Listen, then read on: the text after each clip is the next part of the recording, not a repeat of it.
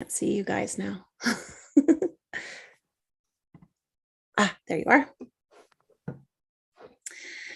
All right, welcome to Table Read Tuesday. I'm Angelina Peterson with Table Read Tuesday, and we today are reading Clueless. So I hope you stick around to get some clues.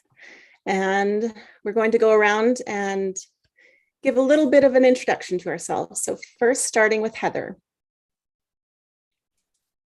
Hi, my name is Heather Lee Cameron, and today I'll be playing Ty and Heather, and this is one of my favorite movies. I watched it back when I was a teenager, and I do watch it frequently. I love it. Very nice. And I'm Angelina. I'm playing Cher today, simply so I don't have to play any other characters and I can focus on one for a change. So Dawn, you are next. I'm Don Lampesoni. I'll be reading the action description and a couple other little characters. And I have seen this movie probably too many times. Thank you. And Clint, you're next. Hey, this is Clint coming at you live and in person. I am playing a pretty diverse array of dudes. Actually, I got Travis, I got Elton, and I got Christian, which are pretty diverse characters. But I'm just really curious to get in there and start seeing what they do with this script, because it is kind of a masterpiece of vernacular, and I'm just really curious to see what they did and how they did it. Nice. Thank you. And Aaron, you're next. Hi, I'm Aaron Williamson. I'll be playing Mr. Hall. I cannot get close to the original actor's voice, so bear with me. Sounds good. And Vicki, you are next. Hi, I'm Vicki Dykes. I'm playing 7 characters tonight: Lucy, Miss Geist, Miss Stoger, Dancers, Tester, Amber, and friend number 2. Thank you so much. And Jamie, you are next. Hi, everybody. I'm Jamie Hill. Tonight I'm reading for Dion and some other smaller roles. Thank you, Jamie. And Tim, you are our final reader. Yes, I'm Tim. I'm Tim D. Keatsman, and I am going to be playing 5 characters. I think 2 of them a boyfriend or the love interest, 1 the father, and a couple of minor fellas, like this Paravdazum person. Who is that? Like, you can't even Google search it. I tried. I'm clueless. I don't know. And with that, are we ready to start, everyone? All good to go? Excellent. So Dawn, if you could take us away. Okay. Clueless by Amy Heckerling. To be a human being means the possession of a feeling of inferiority. Alfred Adler. It ain't necessarily so. Ira Gershwin. Over an upbeat song, we see our heroine Cher and her friend Dion, a stunning African-American girl, in a montage of teenage activities. Cher is beautiful, rich, and damn happy. Cher, Dion, and other cute kids cavort in a new Jeep. Cher and her pals strut down the hallways in school. Some wacky boys toss Cher into a fountain at the park. All seen through long lenses, handheld, smoke, Dutch angles, etc. Help! I'm trapped in an eczema commercial. Interior Cher's room morning. Cher is in a t-shirt and boys' boxers. She yanks squiggly rods out of her hair. Just kidding, but I'll admit it. My life is quite full. Cher exits. Cut to interior Cher's upstairs hallway to entranceway day. Cher comes downstairs. The house is luxurious. I live in Beverly Hills with my father, who's a totally prominent attorney. She goes outside. Cut to exterior Cher's house day. Cher's joking with the gardener as she picks some oranges. And I'm fully responsible for running the homestead. Fortunately, school doesn't take up too much mental exertion. Cut to interior kitchen day. Cher is dressed for school in a kilt, over the knee socks and backpack, all silver. She makes orange juice as Lucy, the housekeeper, enters. Lucy is sporting last year's short bell bottoms and crochet vest. Obviously, Cher's hand-me-downs. Oh, look, it fits perfect. She examines and adjusts Lucy's clothes. Classic. Lucy, make sure Daddy drinks this and tell him I've got a nurse coming to his office to give him his flu shot, so he'd better not sneak out. Okay. I'm outie. She leaves. Cut to close-up of a painting of a beautiful woman in classic disco attire. Cut to interior living room day. Cher stops at the painting. Wasn't my mama Betty? She died when I was just a baby. A fluke accident during a routine liposuction. Sometimes I try to remember her, but my brain won't go back that far. Cher goes to a framed picture of herself as a child with a preteen boy, her father, and a woman. I've had to take care of Daddy all this time. Except when he was... Oh, that's your line. Oh, I don't want to say that. Except when he was briefly married to the evil, horrible... We focus on the two kids. There's Josh, my obnoxious, tree-hugging ex-stepbrother. Even though he's had many dads since then, he still acts like my father is also his father, always yapping on the phone, visiting during holidays. Cher puts the picture down. And now he's coming to town to go to UCLA. What a bonus for me. She leaves. Cut to exterior Beverly Hills day. Driving rock song plays and Cher's new Jeep. Did I show you the loped out Jeep Daddy bought me? The camera moves around the vehicle as in a car commercial. It's got 4-wheel drive, monster sound system, and dual side airbags. I don't have a license yet, but I needed something to learn on.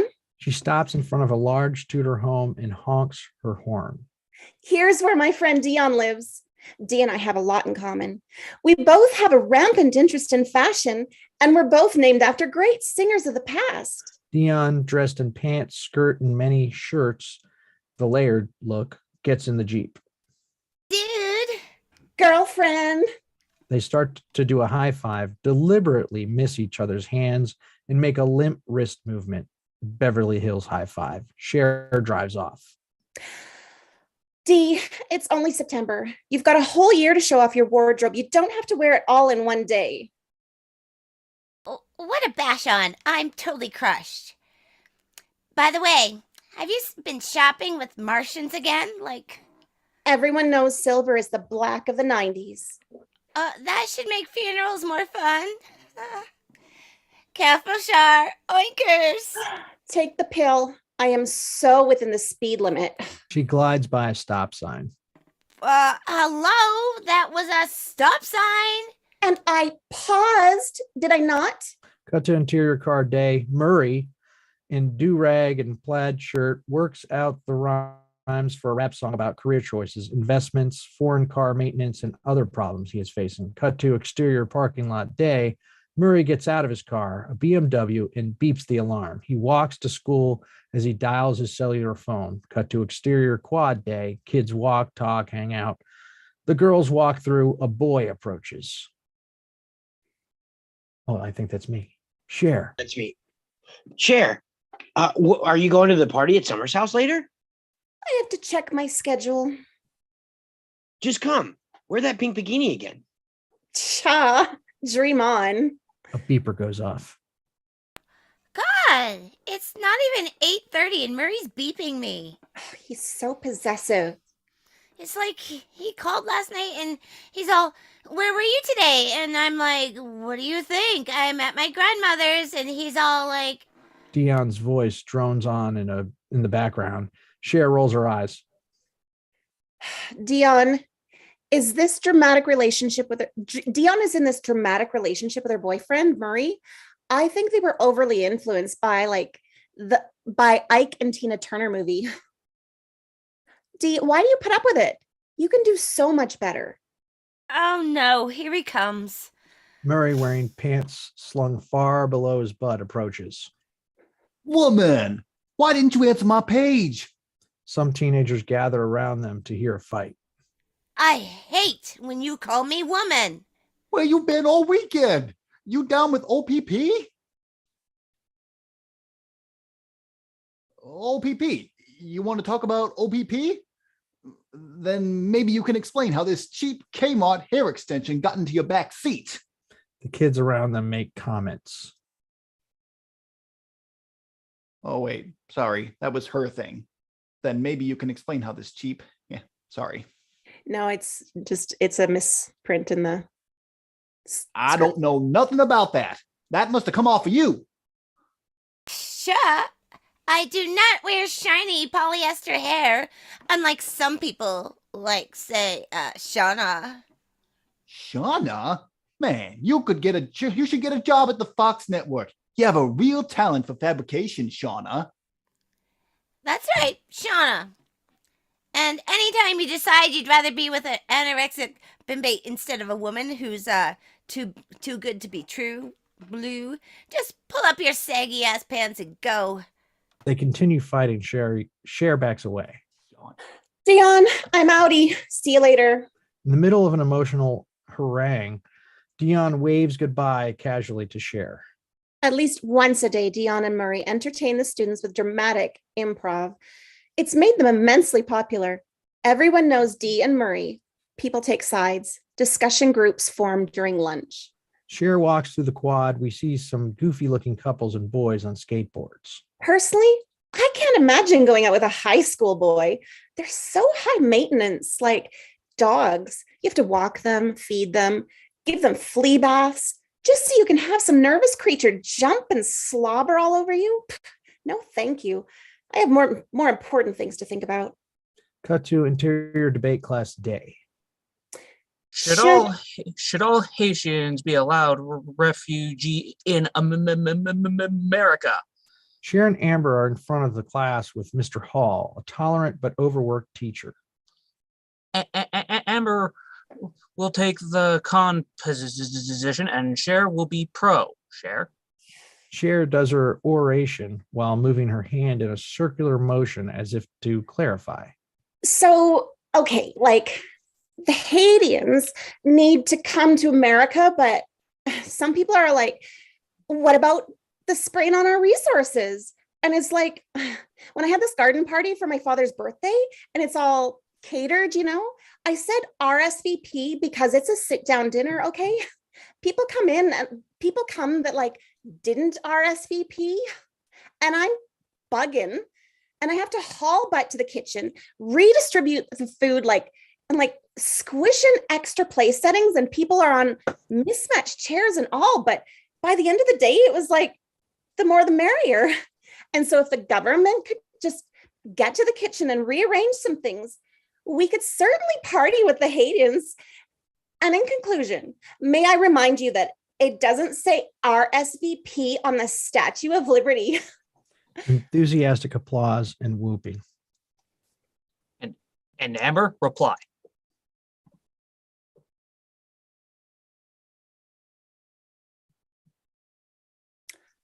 Amber?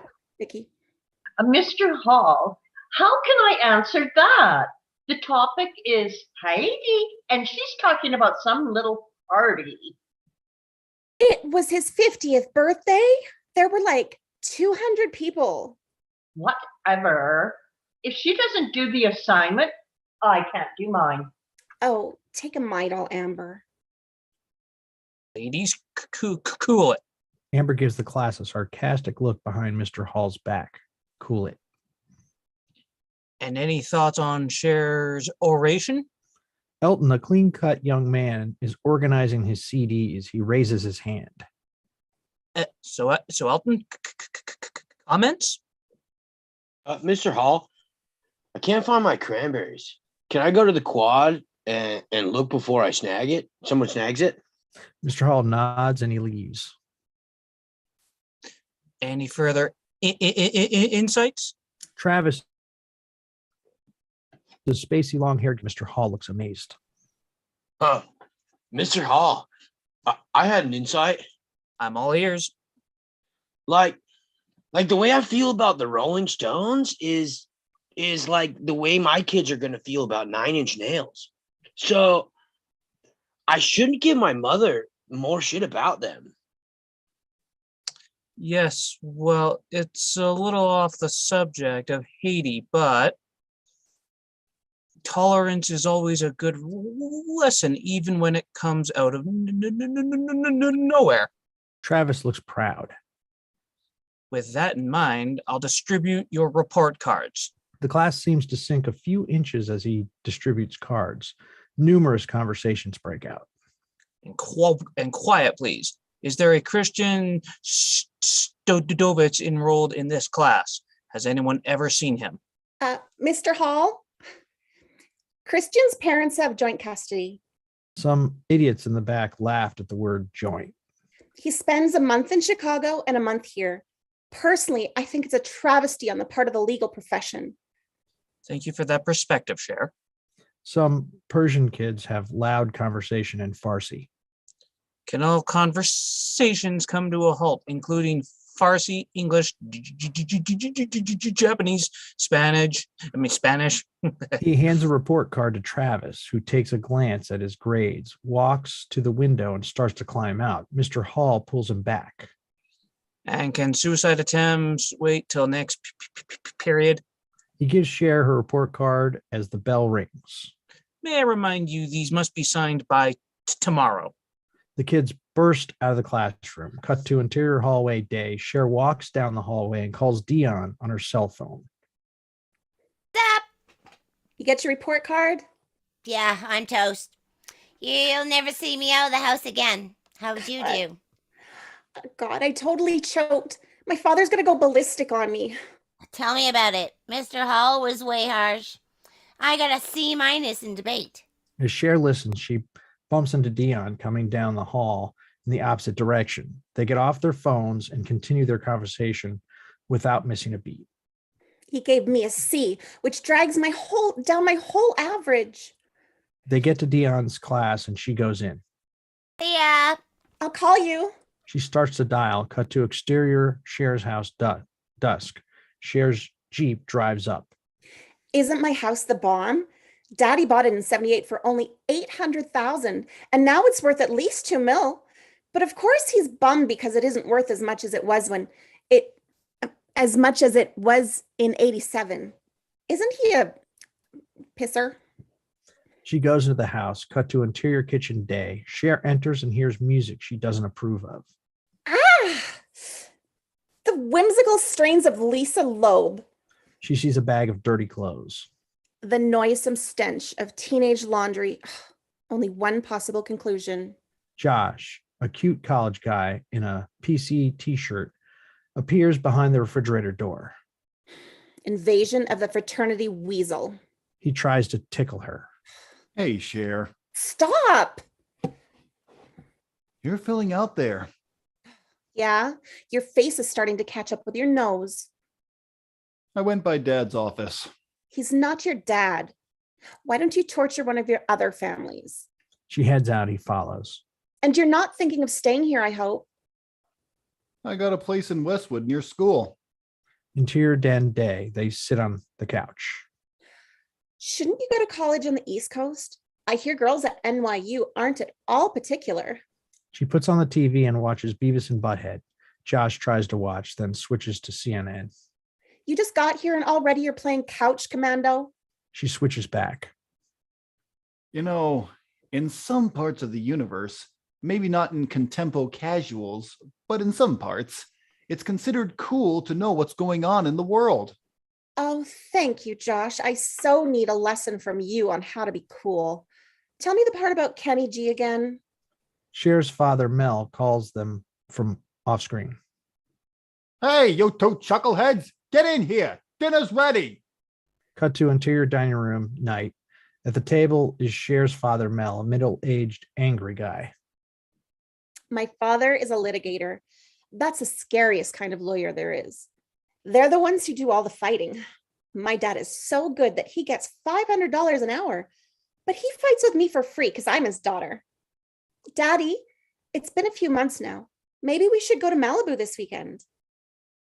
Don't tell me those brain-dead lowlifes have been calling.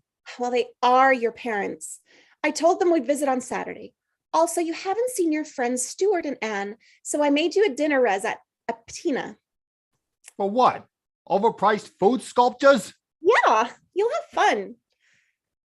How's your mother, Josh? Putting on weight? Mel brightens. Yeah? Very nice. Glad to hear it.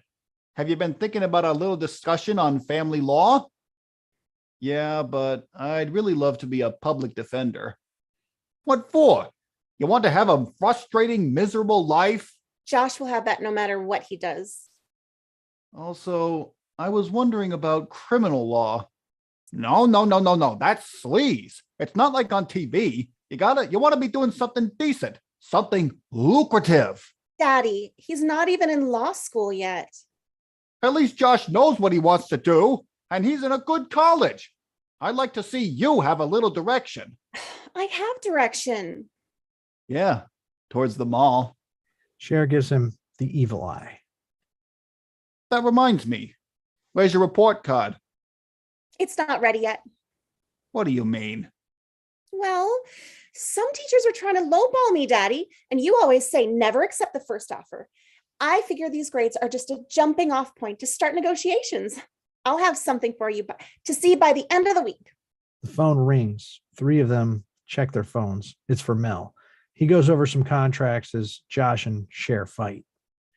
You're such a brown noser. And you're superficial, Space Cadet. What makes you think you can get teachers to change your grades? Only the fact that I've done it every other semester. You'll see. Cut to changing grades montage. Little Miss Can't Be Wrong by the Spin Doctors. We see interior PE class day. Cher is telling a tearful story to Ms. Stoger, her PE teacher, who listens and comforts her. I told my PE teacher, an undeserving male had broken my heart. She raised my C to a B after we agreed all men were pigs. Cut to interior history class day.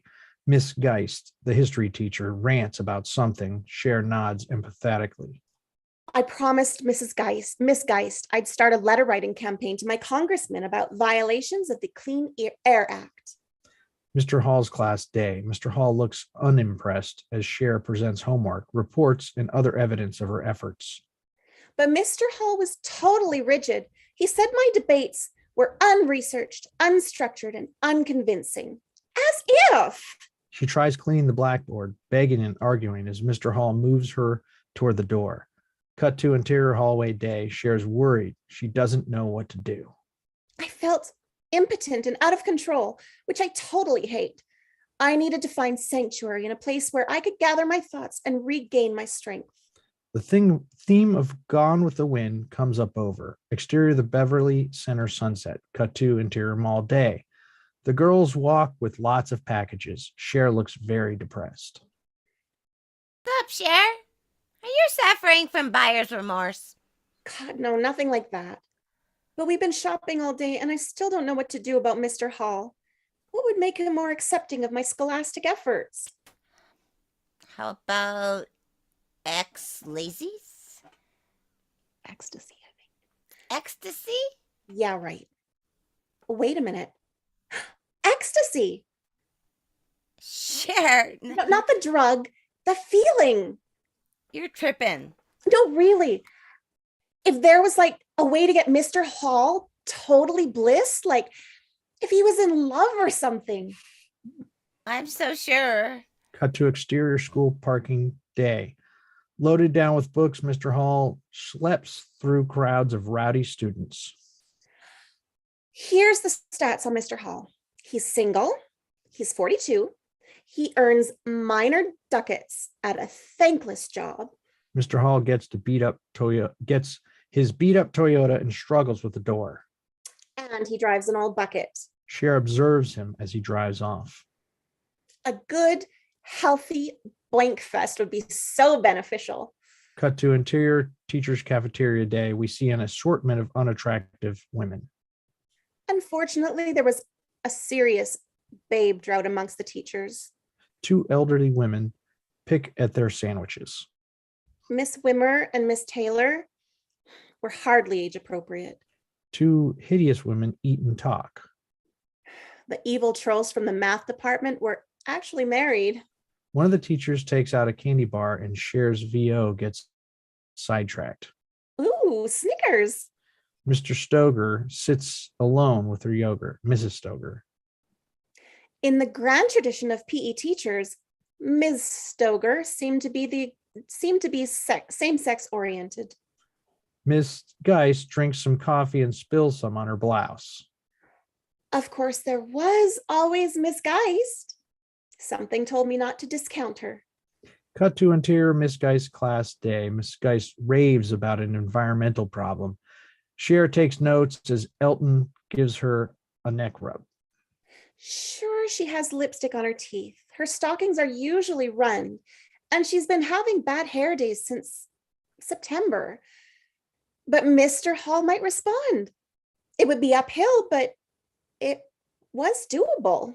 Cut to interior teacher's mailboxes in administration office day. Cher has a rosebud. She writes out a card as Dee reads it over her shoulder. Rough winds do shake the darling buds of May, and summer's lease has too short of date. But thy eternal summer shall not fade? Cher, did you write that? Duh. It's like a famous quote. From where? Cliff's Notes. Cher finishes the card and puts it in the rose in Miss Geist's box.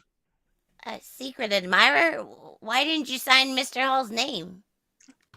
Geist needs a little warming up. Let her get used to the idea of being liked. Get her hormones going.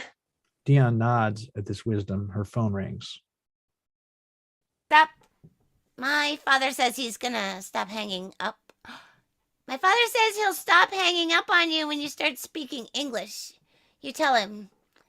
The girls duck behind the corner. Miss Geist clunks over, sees the flower, and reads the card. A smile plays across her face. Cher and Dion watch with warmth. Sure, she actually looked happy. Oh, what a Kodak moment. Cut to interior debate class day. Cher is busy styling Amber's hair. Travis puts stickers on his skateboard. Elton talks on his cell phone. Paroudasm benafshin. Yeah. 16 parties to work off. The student insults Mr. Hall in Farsi, and his friend laughs. Janet Hong, no tardies. Travis Birkin in stock. Congratulations, by far most tardies in the class. 38 in all, a near perfect record. The class applauds, whoops, and does Arsenio movements. Travis stops horsing around with his friend and stands up to take bows. Thank you. Thank you. Oh, whew. This is so unexpected. Man, I didn't even have a speech prepared. But, I would like to say that tardiness is not something you can do all on your own. Many people helped contribute to this. I'd like to thank my parents for never driving me to school, and the LA bus drivers for taking a chance on this unknown kid, and last but not least, the wonderful crew at McDonald's they spend long hours making these egg McMuffins, which without them I would never be tardy.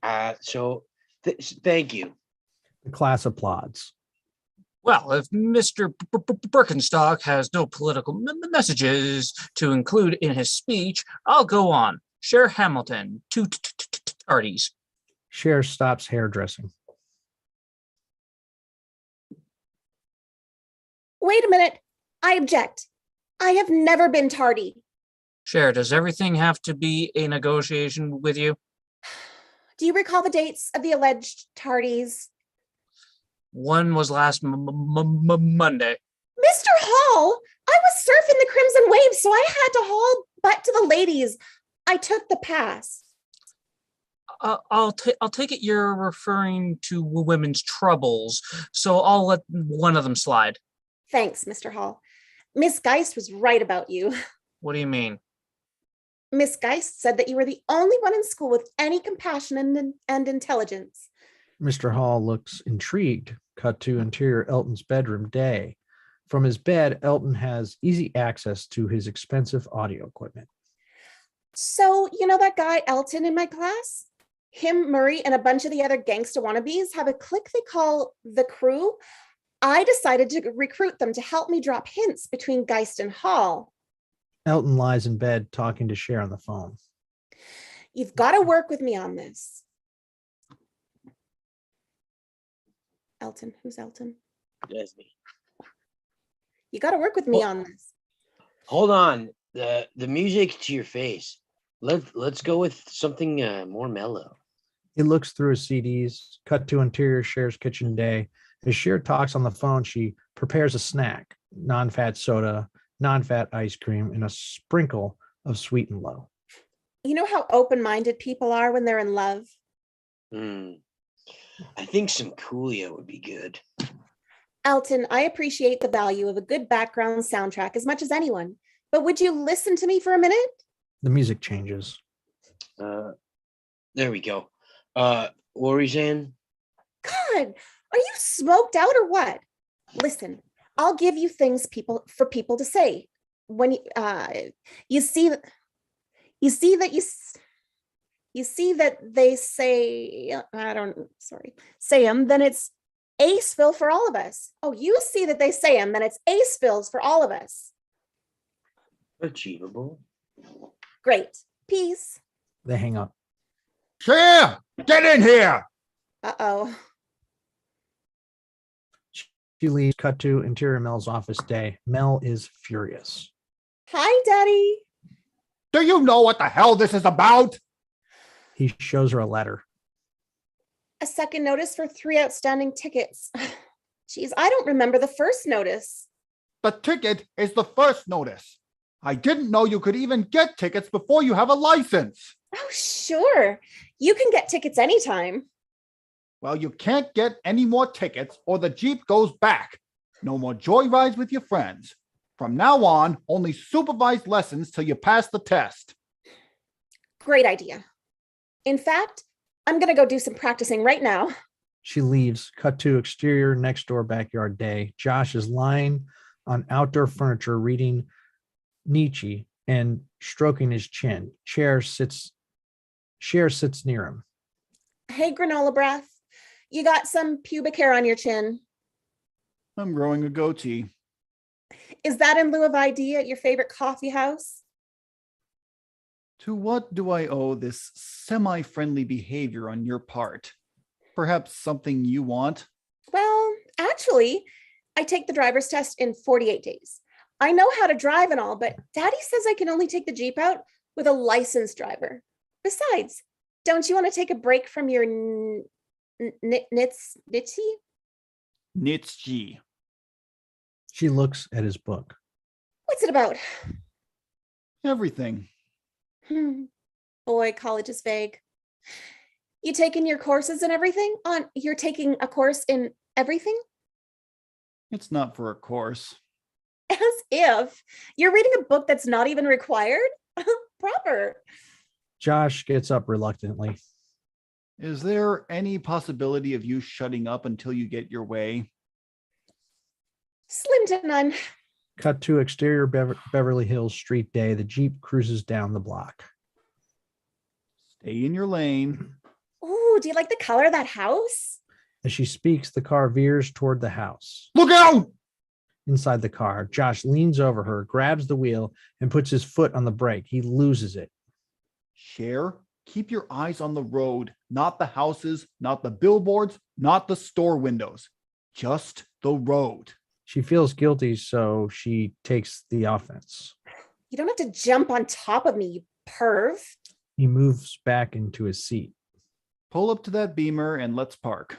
She drives up and attempts parking, but bangs into the car behind her. Cher, parallel parking is one of those times you go below the speed limit. I'm tapping the accelerator as light as I can. You try driving in platforms. She drives forward. Slow, slow, slow, slow, slow. Okay. She hits the car in front of her and the alarm goes off. Cher is frustrated. Why do we have to parallel park anyway? Everywhere you go has valet parking. Think of all the people you'd put out of work. Sometimes your concern for others overwhelms me. Cut to exterior lunch court day. Kids at the tables and on food lines. Cher sits with Dion, who is having a sneezing fit. Josh was bitterly misinformed. I am furiously concerned with the welfare of others. Dion blows her nose. Ow, ow, ow, ow, ow. Dee, when your allergies act up, take out your nose ring. They see Mr. Hall. There he is. They go over. Cher has a thermos. Mr. Hall, do you drink coffee? Not from this cafeteria, but yes, under normal circumstances. Well, I'm such an idiot. When I packed Daddy's lunch this morning, I gave him my lemon Snapple, and I took this sucky Italian roast. She opens it under his nose. Would you like it? It smells great. Sure. You don't want it? Duh. It might stunt my growth, and I want to be 5'10" like Cindy Crawford. I figured either you or Miss Geist would enjoy it. Maybe you guys could share it. They leave and scout the quad for Miss Geist. I got a feeling we'll achieve contact today. They scurry over to Miss Geist and walk with her. Hi, Miss Geist. Oh, hi, girls. Did you sign up for the environmental fair yet? That's a real pretty dress. Oh, it's okay. It's funky. But you got to fix the hair. These clips are so 80s. She takes them out and fluffs out Miss Geist's hair. Miss Geist resists. Here, please. Wait. Just let me make tendrils. Cher finishes up. Remember to sign up for the fair. She heads off.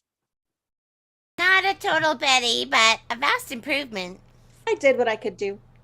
We better book if we're going to go to PE. I feel like Balin. They start to head across the quad. I know what you mean, but at least it's exercise. I feel like such a heifer. I had 2 bowls of Special K this morning. There, look. Talking and leaning on a table, the girls look delighted. Now we're talking photo op. Mr. Hall gives Miss Geist a cup of coffee, and he drinks out of the thermos. Look at the body language. Legs crossed towards each other. That's unequivocal sex invite. Their POV, Mr. Hall takes out a pen and writes something. Look, he's writing something. He's probably getting her digits. The girls are relishing the moment. Oh, look at Geist. She's so cute. God, old people can be so sweet. Cut to interior Mr. Hall's class day. Mr. Hall, looking combed and pressed, hands back reports. They see their grades and are all pleasantly surprised. The next week or so, I was totally golden. The joyous rock song plays over the following. Elton gets his report marked B+. He grabs Cher and kisses her. Cut to exterior teacher's parking lot day. Mr. Hall walks Miss Geist to her car. Dion and Cher sneakily following. The teachers get to the car and chat. The girls silently urge Mr. Hall to make a move. As Geist opens her car door, Hall awkwardly gives her a peck goodbye. The girls high five. Cut to interior Geist class day. One side of the blackboard Miss Geist has reserved for homework. She erases a lengthy assignment and writes, "Have a good weekend." The kids look at each other with astonishment. Cut to exterior lunch court day. Cher enters the area and is met with a round of applause from appreciative students. She modestly acknowledges them. Cut to interior Mel's office day. As Mel works he discovers Cher's report card amongst his paperwork. Cher enters with tea and cookies for him. What's this all about? My report card. Still the same semester? Uh-huh. So what was the chain of events here? You handed in some extra credit points? She reaches out the window and gets a lemon. No. They let you take the midterms over? Uh-uh. You're saying you argued your way up from a C+ to an A-? Totally based on my power of persuasion. That's my girl. You proud? I couldn't be happier than if it was based on real grades. Now, this is the kind of accomplishment that tells me I won't have to worry about my little girl. You won't, Daddy. He gets back to work. Can I go to D's? Go have fun. She bounds out of the room. Exterior driveway night. Josh is pulling out of his Toyota. Cher runs over. Josh, wait! She gets in his car. Drop me at D's? Just like that. Drop me at D's. No, please. Thank you. Would you be so kind as to... God, it's like right on your way. No need to wig on me. He drives off. You always assume people will do whatever you want and you don't have to do a thing. Everybody Hurts by REM plays on the radio. Wah, wah, wah. Leave that. They both keep pressing the buttons stubbornly. So, like, when you go to college, are the black clothes and crybaby music included in the tuition? It's not crybaby, it's alternative. Yeah, alternative to good. I'll bet you don't even know what REM stands for. I do too. Rather earnest moaners. How about really agrariously maudlin? He looks at her a little surprised. Is it possible that you actually have half a brain under all that hair and all that hair mousse? Right, as if I used mousse instead of volumizer. He shakes his head with resignation. Cher is as if I oblivious. used. What class are you going to? Actually, I'm going to a tree people meeting. I'm chairing the publicity committee. We might get Marky Mark to do a celebrity planning. That is so dope. Getting Marky Mark to take time from his busy pants dropping schedule to plant trees. I mean, why don't you just hire gardeners who know what they're doing? Maybe Marky Mark wants to use his popularity for a good cause. Maybe he wants to make a contribution. An odd concept. Perhaps you heard of it? Duh. Have you seen all the clothes I contributed to Lucy? Oh, forgive me. You're just the Mother Teresa of Rodeo Drive. And I've spent many hours helping two lonely teachers find romance. Which I'll bet serves Cher's interests more than theirs.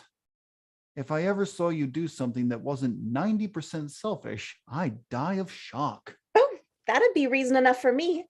Stop here. She gets out. Cut to exterior Dion's home night. Josh greets Dion and Murray, then drives off. Josh is single, isn't he? I guess. Maybe we should fix him up with someone. No way. Why not? He's cute. I beg to differ. I think he's a Baldwin. Hey, would you do me a selfish? Would you call me selfish? No, not to your face. Psych. No, really. He's just giving you all shit because he's going through his post-adolescent idealistic phase. Whatever. Where are we going? They go to Murray's car. Humphrey yogurt! Penguins. I said Humphrey yogurt. As they get in the car, Cher shakes her head. I don't care what you said. You say all you want. We're still going to the Penguins. What do you say, Cher? Penguins. 2 against 3. Penguins. She starts singing the Queen Latifah song, Unity. UNITY. You gotta let them know.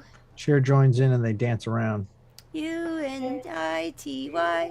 Where you get the yogurt. Yeah, they don't mix no fruit there. They've got toppings. Suck ass toppings. Toppings are whack.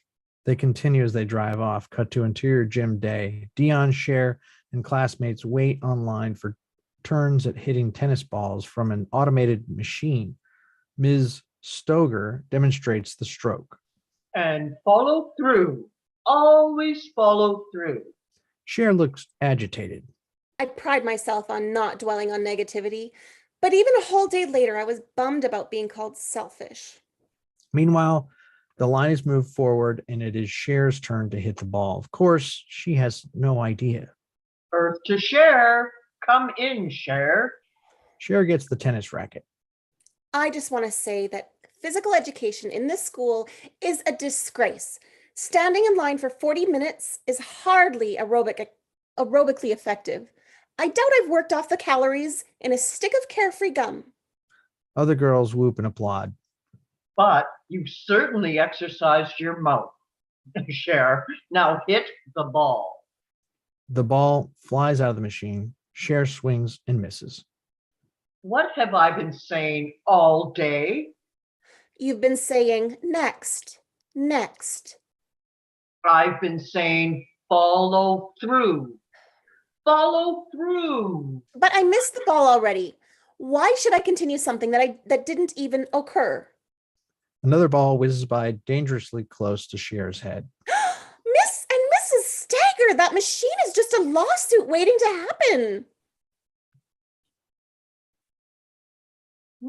Thanks for the legal advice. Dion, you're up. Miss Steger, I have a note from my tennis instructor. He'd prefer if I didn't expose myself to any training that might derail his teachings. Fine. Amber, your turn. Miss Stoger, my plastic surgeon doesn't want me doing any activity where balls fly at my nose. Well, there goes your social life. Psych! All right, enough. The principal enters with Ty, a 16-year-old schlub. Ladies, we have a new student with us. This is Ty Frazier. The class responds in unison, as if an AA meeting. Hi, Ty. Hi, Ty. Ty is dressed in long, baggy jeans and a shapeless flannel shirt. She responds shyly in an unintelligible, thick New York accent. Hey, how's it going? Cher and Dion look at each other. What? Ty, you won't have time to change, but you can hit a few balls in those clothes. She could work on an oil rig in those clothes.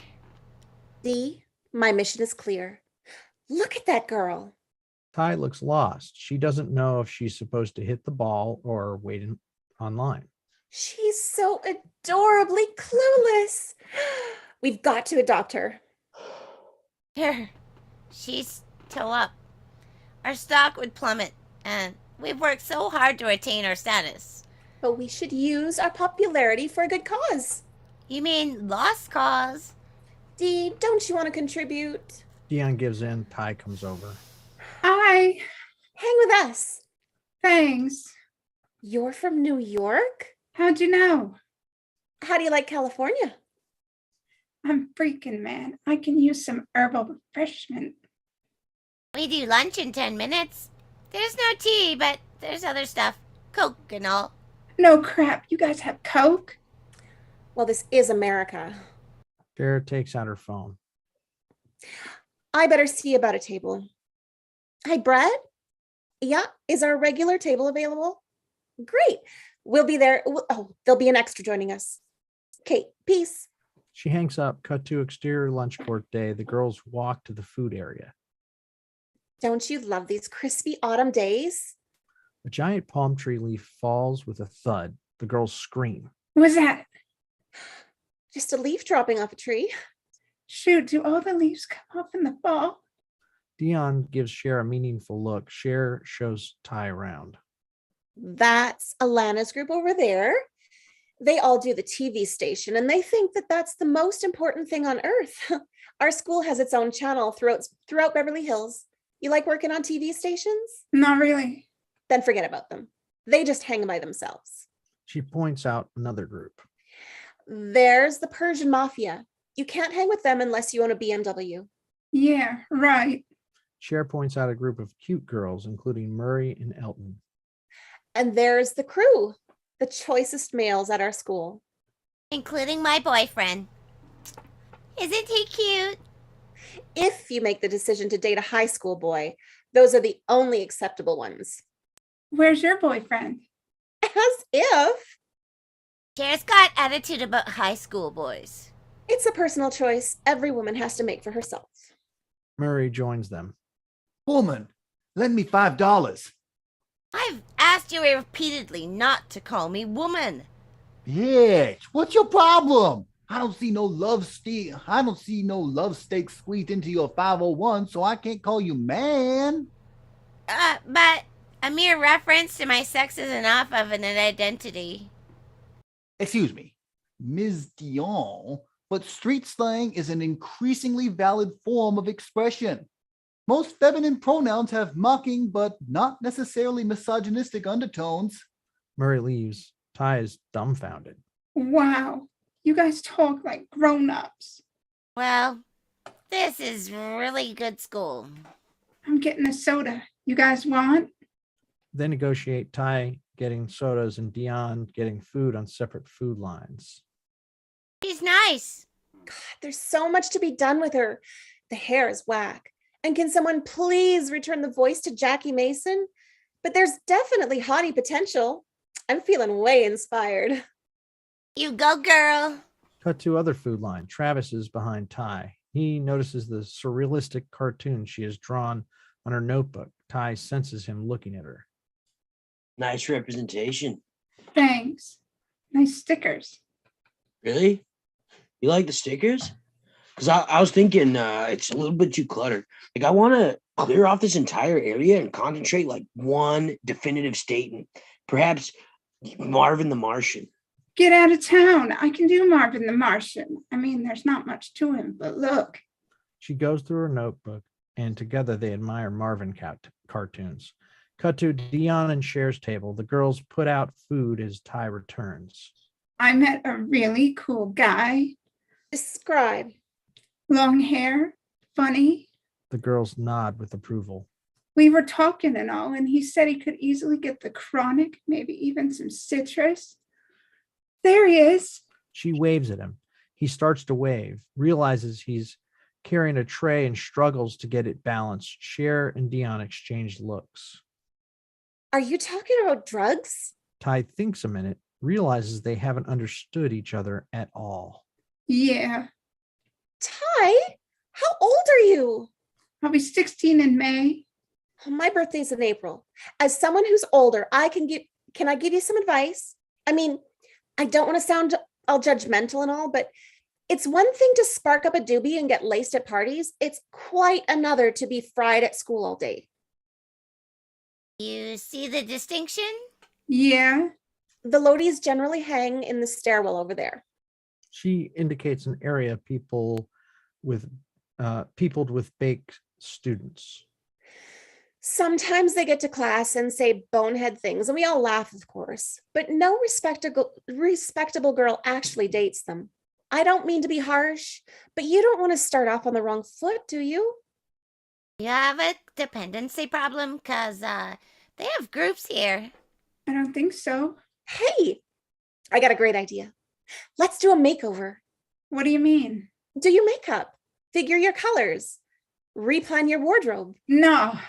Let her. Cher's main thrill in life is makeovers. It gives her a sense of control in the world of chaos. Please. Well, yeah, sure. Shoot, you guys, I've never had straight friends before. Cut to interior Cher's house day. Cher, Dion, and Ty enter. Holy crap.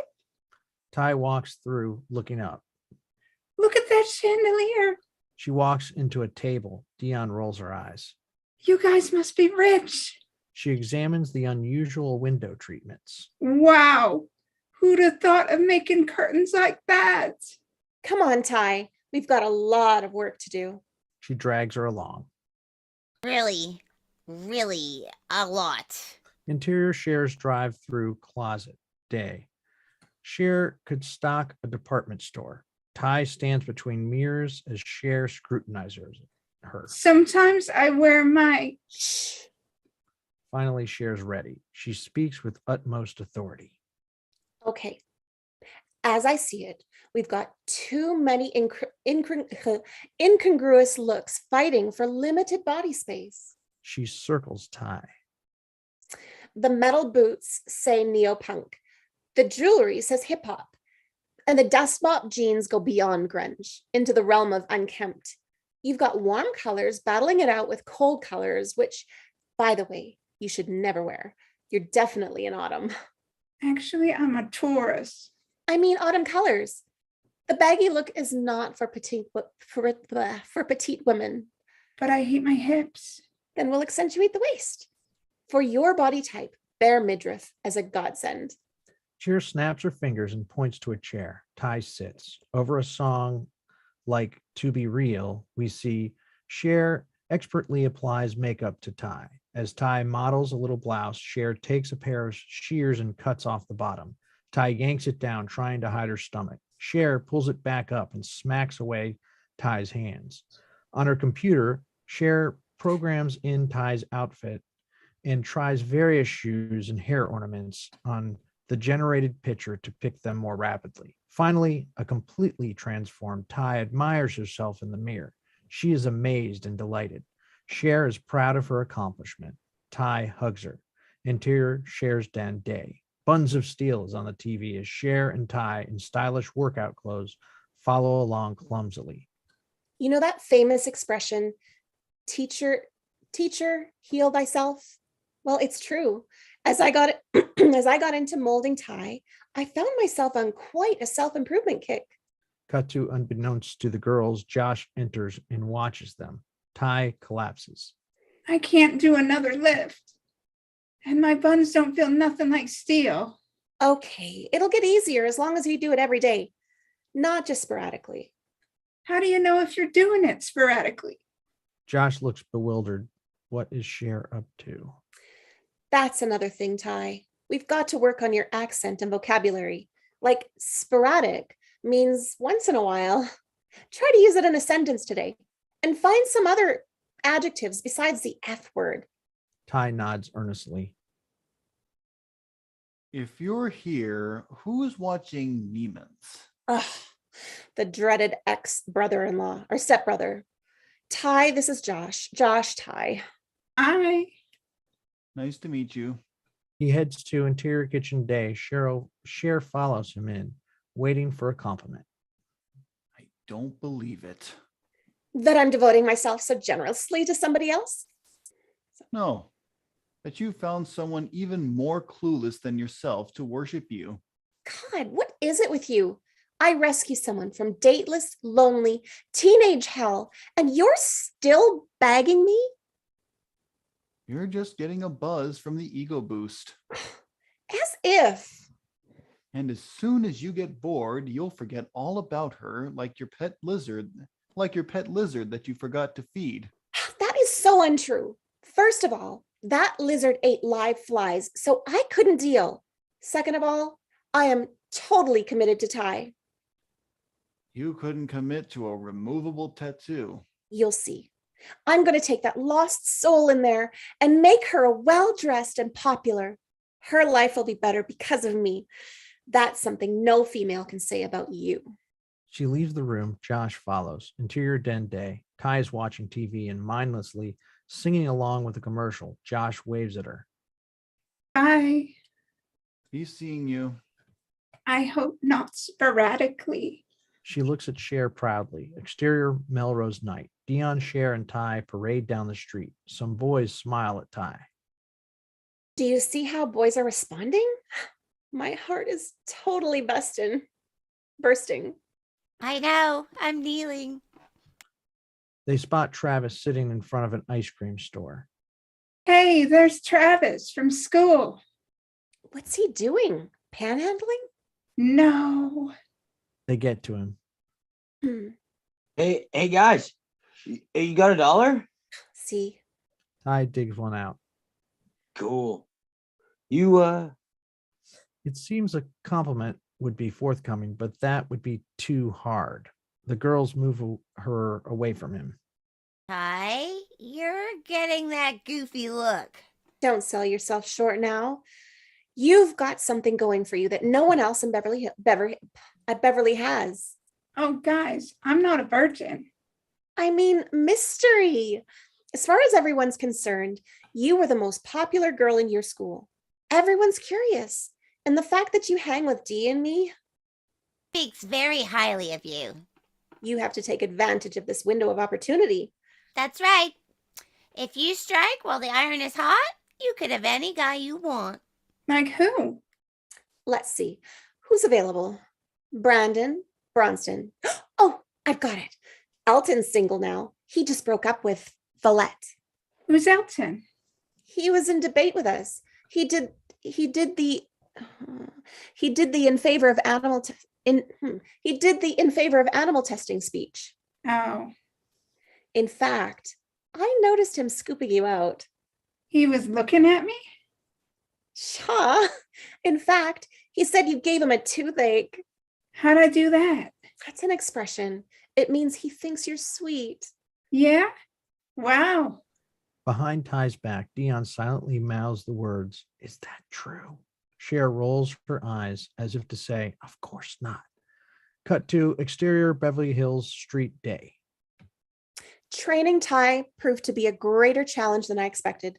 For instance, when it came to interfacing with guys, she always bricked her shot. Elton, Amber, Ty, Cher, and Brandon pile into Elton's car. Elton goes to the driver's seat. Cher goes to the back of shotgun, hoping Ty will sit next to Elton. Ty doesn't feel it's her place. You want to sit up front? Cher mouths, "You." Meanwhile, Amber senses the seat is free, so she comes over. Ty wanders to the other side and bumps into Amber. Cher rushes to the seat and gets it before Amber. Meanwhile, Brandon thinks Ty wants his seat, so he goes to Cher's old one. Elton is fully perplexed until they all are all settled. He is happy that Cher is next to him. What do you guys say? How about a little Morrissey? He drives off. The more you ignore me, the closer I get. Cut to exterior quad, another day. Cher is posing her friends and taking pictures. Come on, you guys. Closer. Elton, put your arm around Ty. He does. Ty's beaming. Cher gets the picture. Great. Ooh, Ty, come over here. She moves Ty around so that her hair is backlit and framed with glowing leaves. Cool picture. Doesn't she look classic? She moves Ty's face slightly. Yeah, this is beautiful. You're going to love this. Ty smiles. Doesn't she look like one of those Botticelli chicks? Would you make an extra print for me? Sure. She exchanges a victorious look with Ty. Cut to interior dining room night. Cher and Ty carry in food and sit. Did you see the flyer for that ballet party? Ah, those are so generic. They get busted up in less than an hour, and it takes that long to get there. Yeah, it sounds lame. Mel enters. Hi, Daddy. This is my new friend, Ty. Get out of my chair. Ty moves and Mel sits. Lucy brings out another dish. Thanks, Luce. It looks great. What is this crap? Daddy, it's from the Cut Your Cholesterol cookbook. Mr. Lovett says you've got to get down to 200.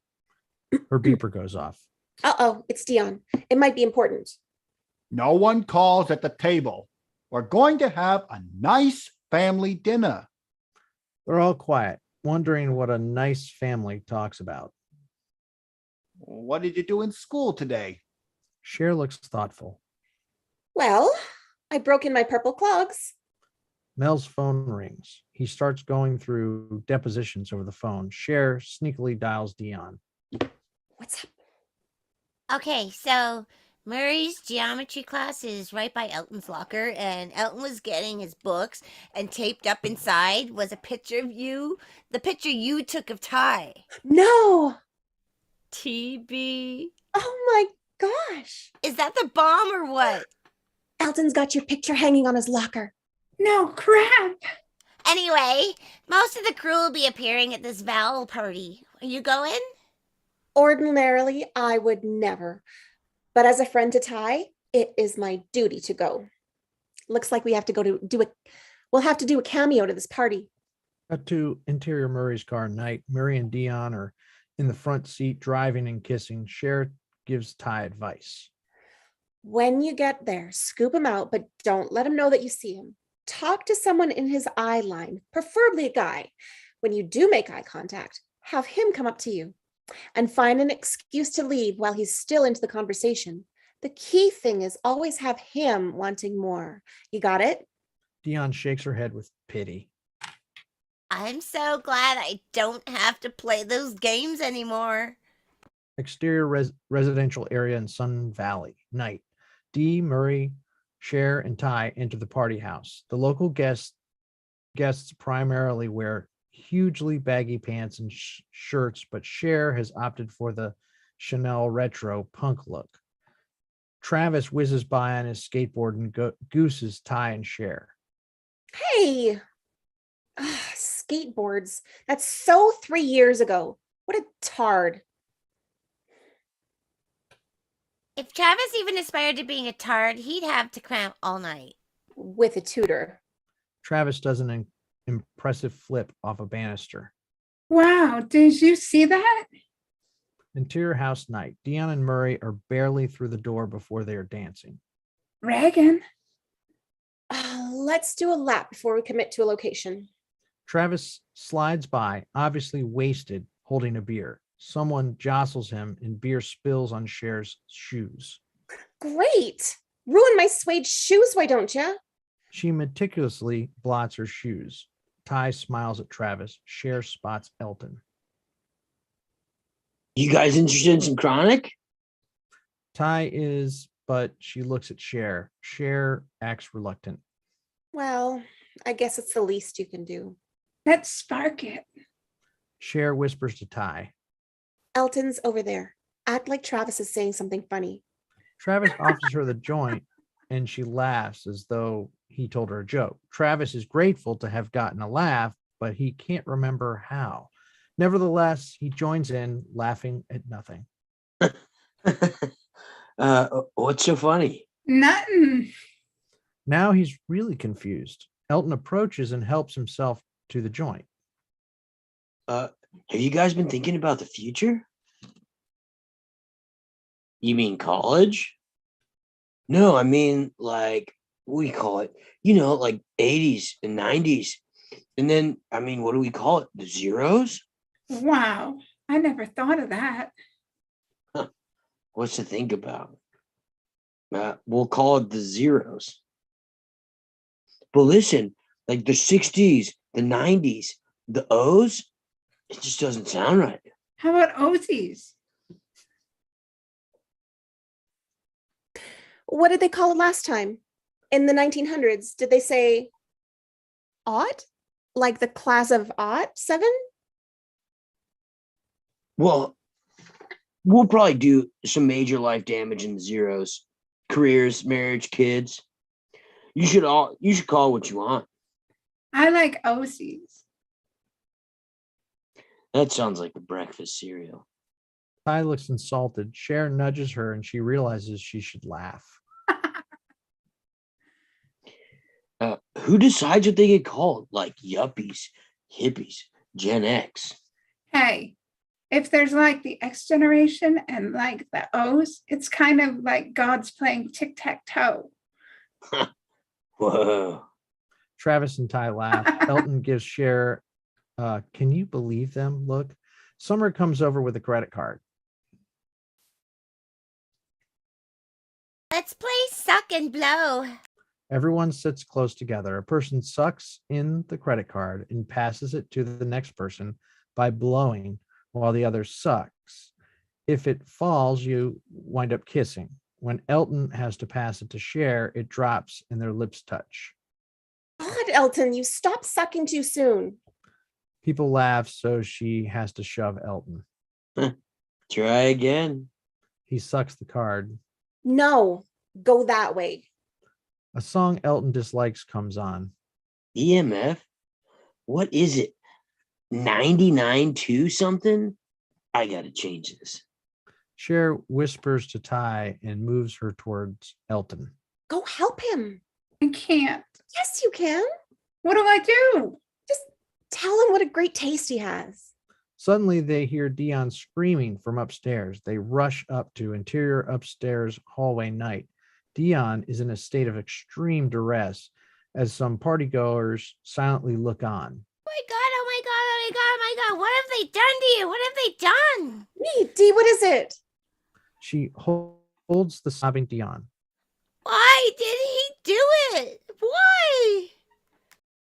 Woman, you bucking for the best performance by a beep at the Rag at a Valley party?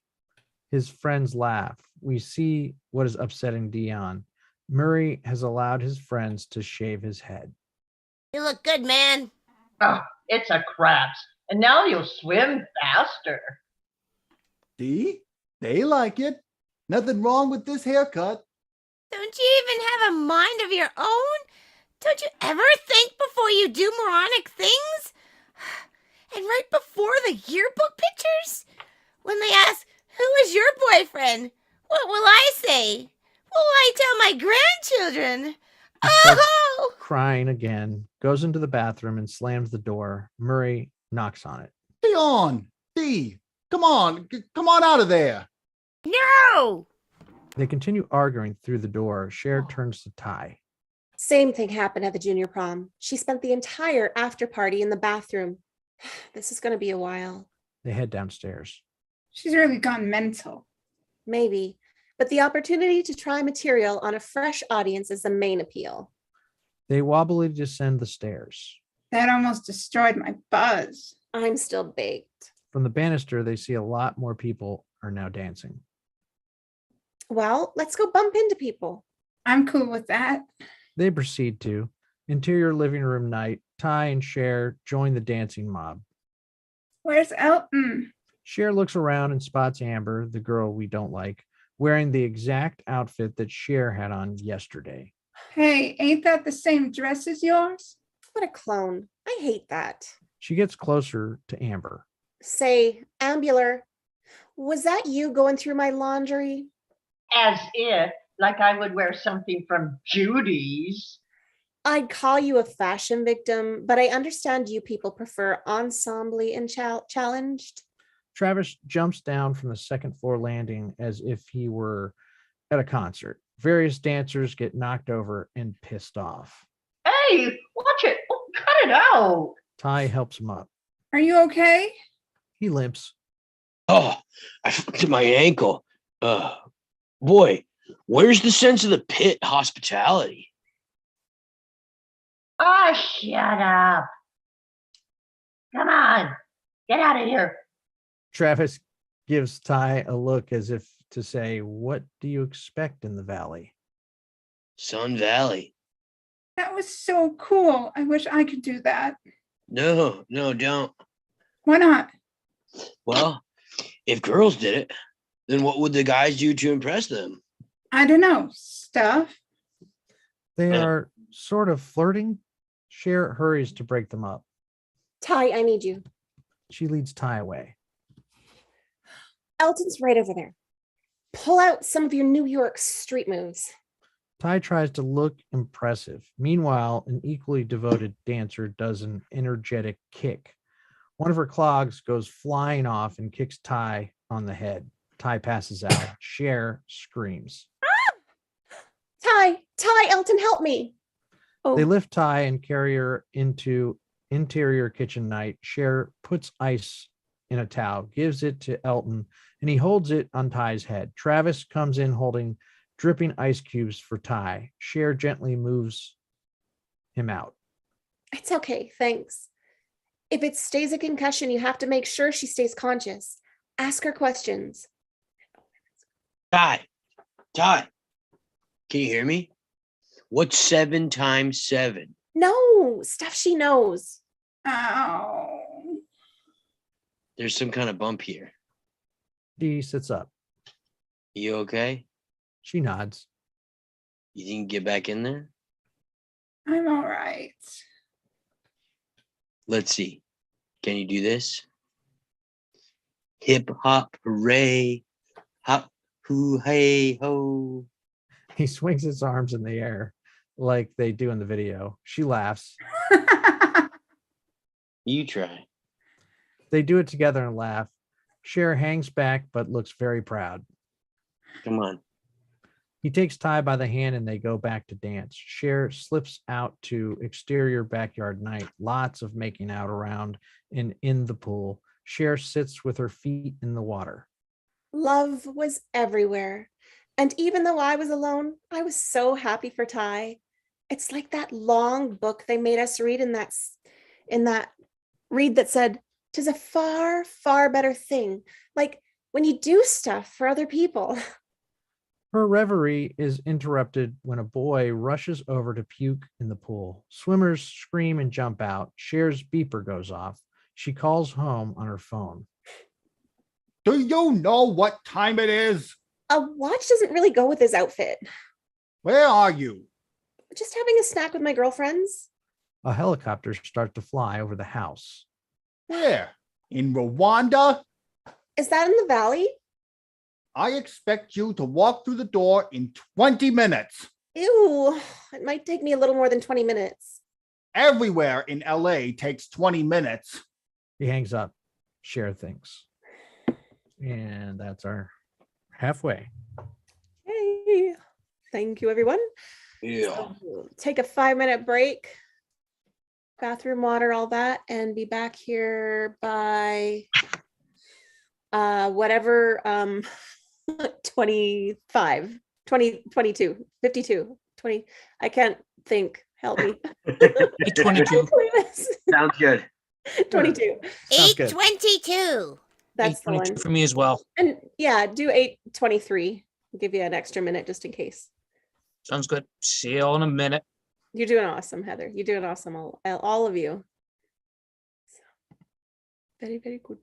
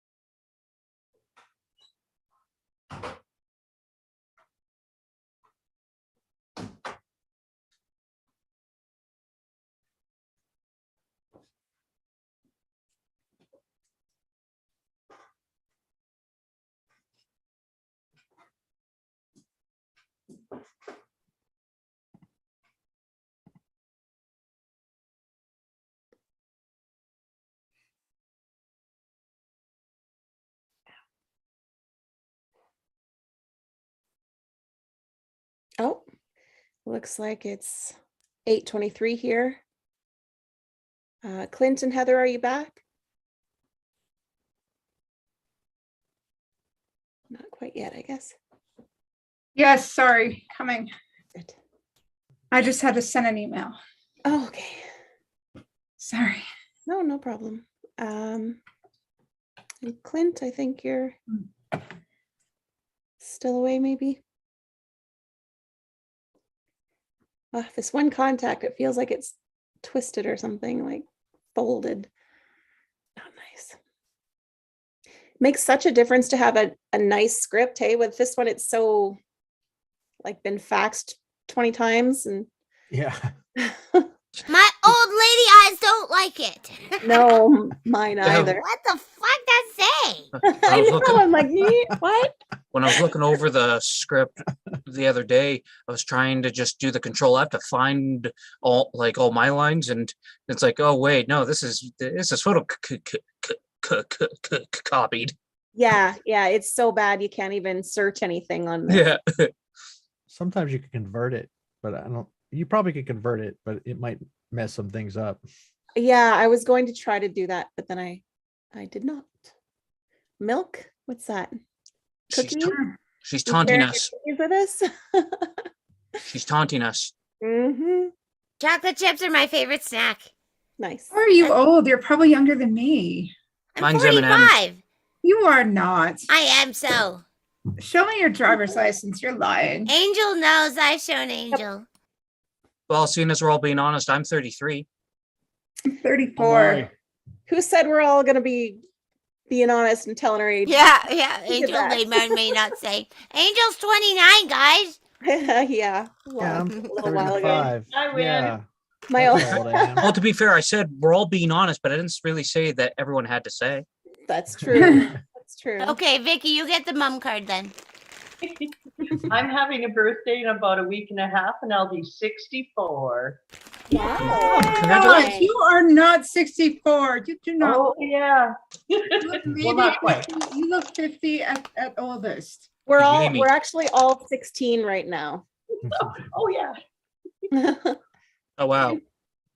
Well, maybe you should. Maybe. I don't M&Ms. know, what would you like for your birthday? A song or something on Instagram?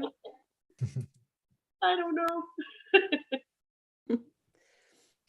M&Ms are my second favorite. I especially peanut butter Oh, flavor. darn it. No wonder you were such a good Vanellope. All you eat is candy. Right? Yeah, actually, it's so true. So, Vanellope, just off the thing, totally doing cosplay at Expo in Edmonton this year, getting I'm the so wig excited. and making Oh. the costume. What is that? Cool. You need to Edmonton come to- Expo? Yeah. Oh, okay, Heather, I'll send you a message. You need I want to to come this year. when you get a chance, maybe next year you should try the Calgary Expo. I will. I wanted to come down. I had lots of friends there this year. So Clint is back. You ready, Clint? Good to know. Hello. Yeah, thumbs up don't really matter when the camera's off. Sorry, Okay. we're literally just. Yeah, googling. you're up right away. That's why I had to ask. All right. Okay. So Ready to we're go? back. Anyway, time to be adult. Time to be teens again. So. Yes. Okay. Interior living room night. Cher makes her way through the dancers to Elton and Ty. My father's cowed out. I'm gonna try to get Dee out of the bathroom and go. Could you take Ty home? Actually, I'm ready to take off. I'll give you guys a ride. Really? You guys stay. Nah, I'm toast. Come on. He leads them both out to exterior house night. Ty, Elton, and Cher walk to his car. Did you give him your digits? No, Why not? he didn't ask. Their friend Summer comes over. Hey, Summer. Summer catches up to them. Pretty random feast. Fiesta. Big time. You need a ride? That'd be great. I'll take you. I'm right below Wilshire and Linden. Hey, that's near me. Cher gives Ty a look, trying to get her to go with Elton. I'm right above Olympic. Then you go with Summer, and I'll take Cher back. You're off Benedict, right? Actually, you could take Wilshire to Cannon, and that turns into Benedict. Then she'd have to go back south. And I'm going north anyway. But you could take Ty and drop her off on your way to Sunset. Elton maneuvers Cher into his car. That doesn't make sense. Then I'll have to go to the freeway. Ty will go with Summer, and I'll take you. But He gets her in the car and they all say goodbye. Interior car night, driving.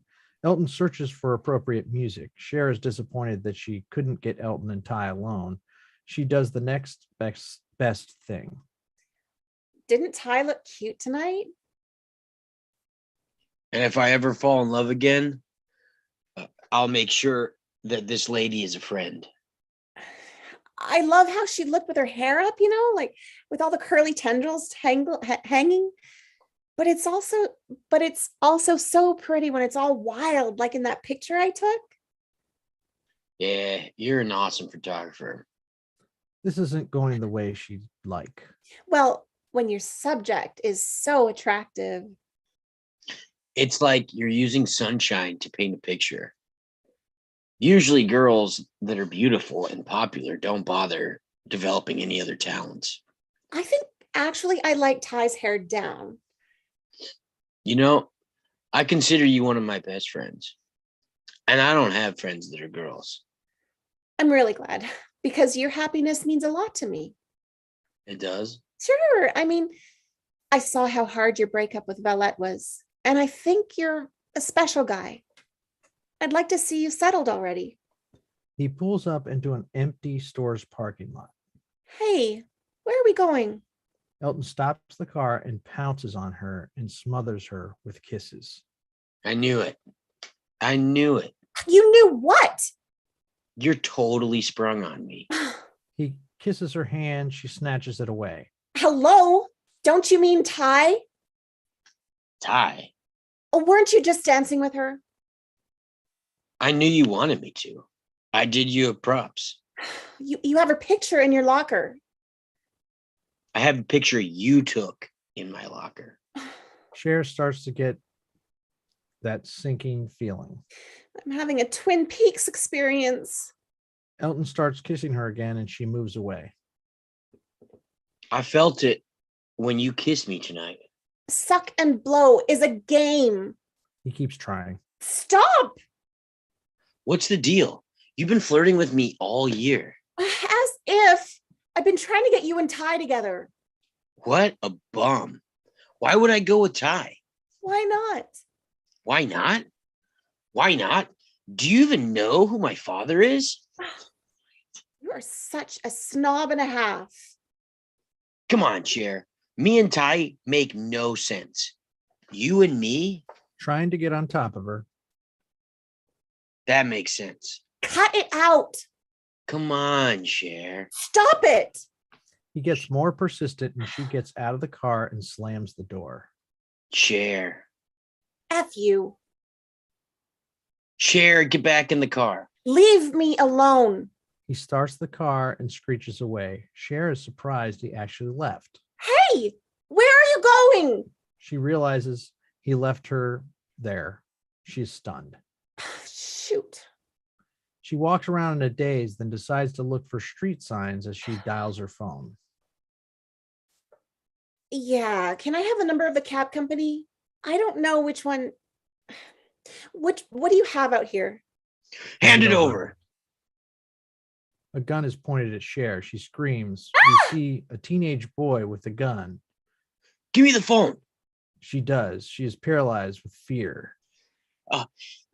And the bag. She hands it over. Now go to the ground. Face down. This is a Karl Lagerfeld. Get down. She drops to the floor and he runs away. Cher picks herself up and wipes off her dress. This evening had turned into a royal mess. Attacked, robbed, and lost. She slips over to the phone booth and dials a number. I don't know the number of any party house, so I couldn't reach my friends. Daddy would kill me if he knew where I was. No money for a cab. There was only one person left to call, and I really, really didn't want to ask him for help. Interior Josh's room night. The decor consists of political posters and tons of books. Loser by Beck is playing as Josh and a co-ed, Heather, are making out. Hello? We cut back and forth between Josh's room and the phone booth. Josh, you busy? Where are you? God, you sound just like Daddy. Don't tell me you're calling to just say hi. Who is it? It's Mel's daughter. She lies back, annoyed. Okay, so I was at this party and my designated driver tried to attack me. So I got out so he'd stop, but he drove off and he deserted me. And a guy with a gun held me up and got my money and my phone and he yelled at me and forced me to ruin my dress. Okay. Where are you? In a phone booth. That's helpful. You should be easy to find. Oh, I'm on Troots and Satakoy. Where the heck is that? Sun Valley. Great. Man, you owe me. Cut to interior Josh's car night. Josh and Heather sit in front discussing a course while Cher sulks in the back. I suppose there's some merit in learning forms straight off. But he's taking our minds at their most fecund point and that restraining them before they wandered through the garden of our ideas. Cher looks nauseous. It's like Hamlet says, to thine own self be true. Hamlet didn't say that. Polonius did. I think I remember Hamlet accurately. Oh, well, I remember Mel Gibson accurately, and he didn't say that.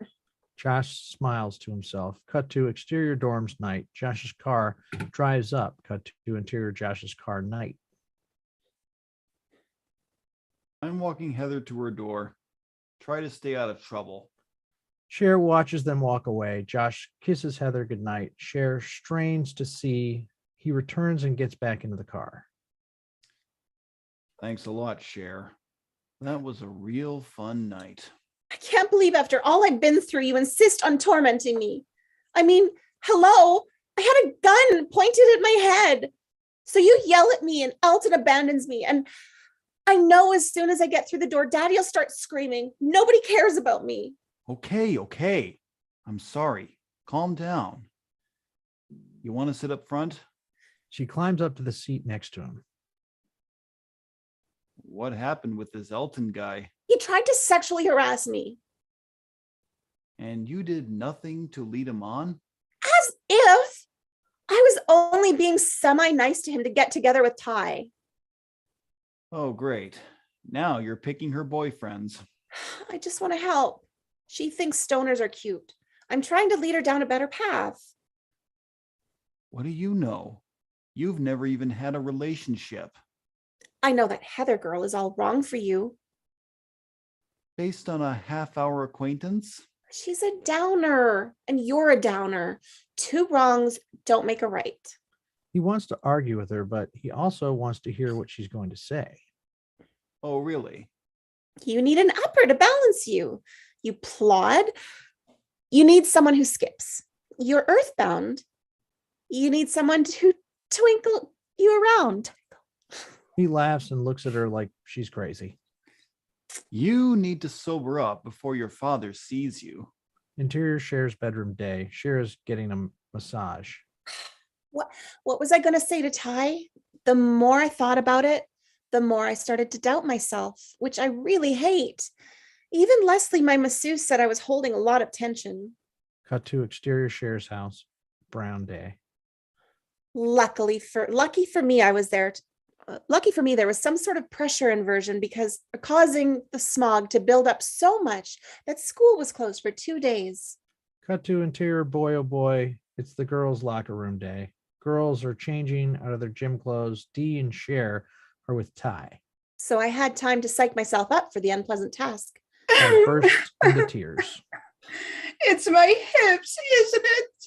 Dee and Cher protest loudly. No, of course not. Don't be stupid. You could do so much better. He's an asshole. He thinks he's God's gift. You're too good for him. If I'm too good for him, how come I'm not with him? She starts a new round of sobs. I've got an idea. Let's blow off 7th and 8th and go to the mall. We can walk around, see the new Kristen Slater, and have a calorie fest at CPK. Ty gets even more emotional. Oh, you guys. She hugs them. Interior restaurant day, Dee, Cher, and Ty confer as they order from a muscular waiter. How about angel hair? With sauce on the side. Yeah. We want angel hair pasta. No oil, no butter, no cheese, with sauce on the side and a green salad. No dressing, with balsamic vinegar on the side and a Diet Coke with lime, but no ice. The waiter nods and leaves. Survey says Doable. Oops. Ew. Who let him out of Gold's? Who was your first guy? she's saving herself for Luke Perry. You mean you're a virgin? Say that like it's a bad thing. Besides, the PC term is hymenly challenged. Cher tries to explain herself. I'm just not interested in doing it until I find the perfect person. I mean, see how picky I am about shoes, and they only go on my feet. She throws some bread at Dion.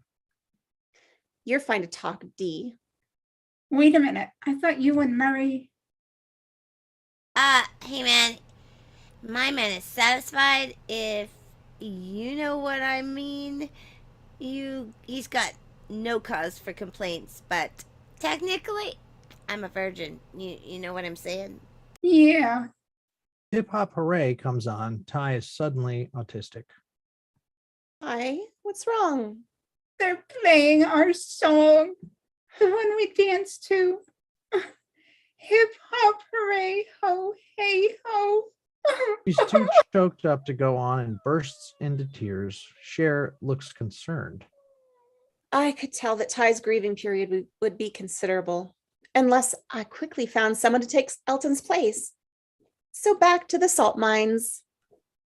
Cut to exterior high school day over Mott's the Hoopies. All the young dudes, we see a montage of high school boys. They all wear big fat sneakers, baggy pants, baggy shirts, and backward caps.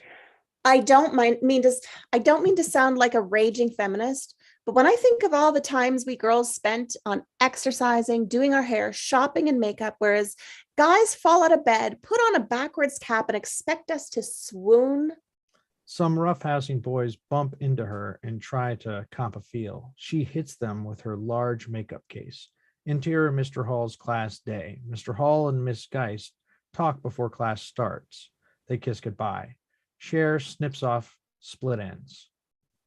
I guess I'm a traitor to my generation, but the way guys look now does nothing for me.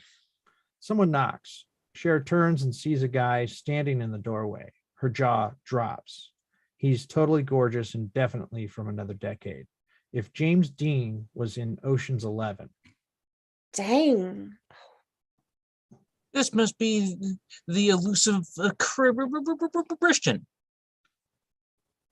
Should I park? There's one third back. Christian sits next to Cher. Now I realize I'm supposed to be finding a guy for Ty, but She knocks her pencil off the desk. He reaches down to get it, his face right next to her legs. Nice stems. thanks. He gives her a Rhett Butler look. She is mesmerized. Cher. Presents. Yes, we established that during attendance, it's time for your it's time for your oral. Excuse me? Your original oral. The topic is violence in media. Cher goes to the head of the class. So, okay. The Attorney General says there's too much violence on TV and that should stop. The reason, she says, is because people that weren't particularly violent will see violence on TV and decide they want to try it. But even if you took off all the violent shows, they could still see violence on the news and get just as many bad ideas as they could from watching sitcoms. So until mankind is peaceful enough to not have violence on the news, there's no point in taking it out of the shows that need it for entertainment value. Thank you. Some students whoop and make Arsenio movements. Any comments? Mr. Hall, my foot hurts. Can I go to the nurse? He nods. The student leaves. Christian, so any thoughts? Solid angle on any topic. Strictly locked up legit. Mr. Hale looks confused. Travis? Two very exhausted or enthusiastic thumbs up. Fine holiday fun. Hello? Was I the only one listening? I mean, I thought it reeked. The bell rings. Everyone races out. Christian pats Cher as he leaves. I dug it. Cut to interior ladies' room day. Much maneuvering for mirror space. Cher and Dion do touch-ups. You remember Christian Stovitz? So, describe. Major stud muffin. I mean, if I were the type who liked high school guys. Amber enters, so the girls stop their conversation. Cher, can I borrow like your mascara? Cher loans her some. And by the way, Amber, thanks for trashing my report. Oh, Oh, I guess that's me. By the way, Amber, thanks for trashing my report. I'm sorry. I'm very honest. I have to say what I think. Boy. Amber is busy fluffing out her hair. Dion and Cher leave. I miss this month's sassy. Is big hair back? Cut to close-up Rose on Cher's desk in interior Mr. Hall's class day. Over the next few days, I did what any normal girl would do. Cher enters, sees the flower, and reads a note, making sure Christian notices. I sent myself flowers, candy, and love notes so Christian would see how desired I was, in case he didn't know. Cut to another day. Cher enters to find candy, which she shares with her neighbors. Also, sometimes you have to expose the skin a little. This reminds guys of being naked, and then they think of sex. Cher slinks out of her jacket, revealing a strappy backless dress. Christian pretends to fall off his seat. She laughs. And if they make any attempts to humor you, you have to pretend they're hysterical. Cher listens to Mr. Hall lecture. She unconsciously, on purpose, tongues her pen. The other thing that reminds them of sex is mouths. Anything you can do to draw your attention to your mouth is good, except playing with your braces.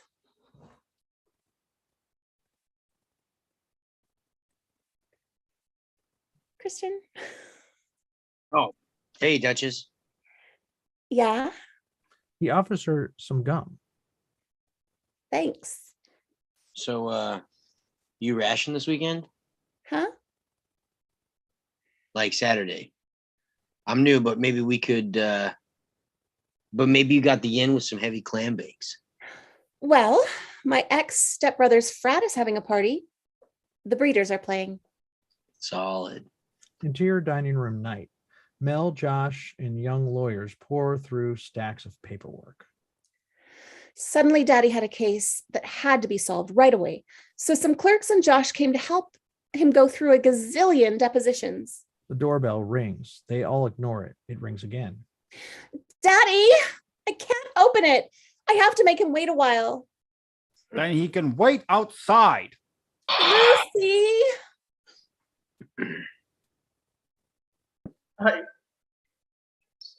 Lucy, What? please get the door. I'm trying to clean up and get out of here.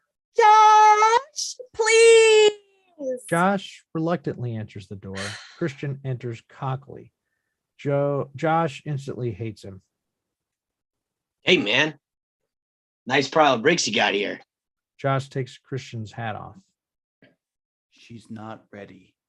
He gives Christian his hat and walks away. Christian goes to Mel and extends his hand. What do you do here? What do you hear? Mel ignores the potential handshake. You drink? Huh. No, thanks, man. I'm cool. I'm not offering, asshole. I'm asking if you drink. What do you think? I give alcohol to teenage drivers taking my daughter out? Huh. I dig you.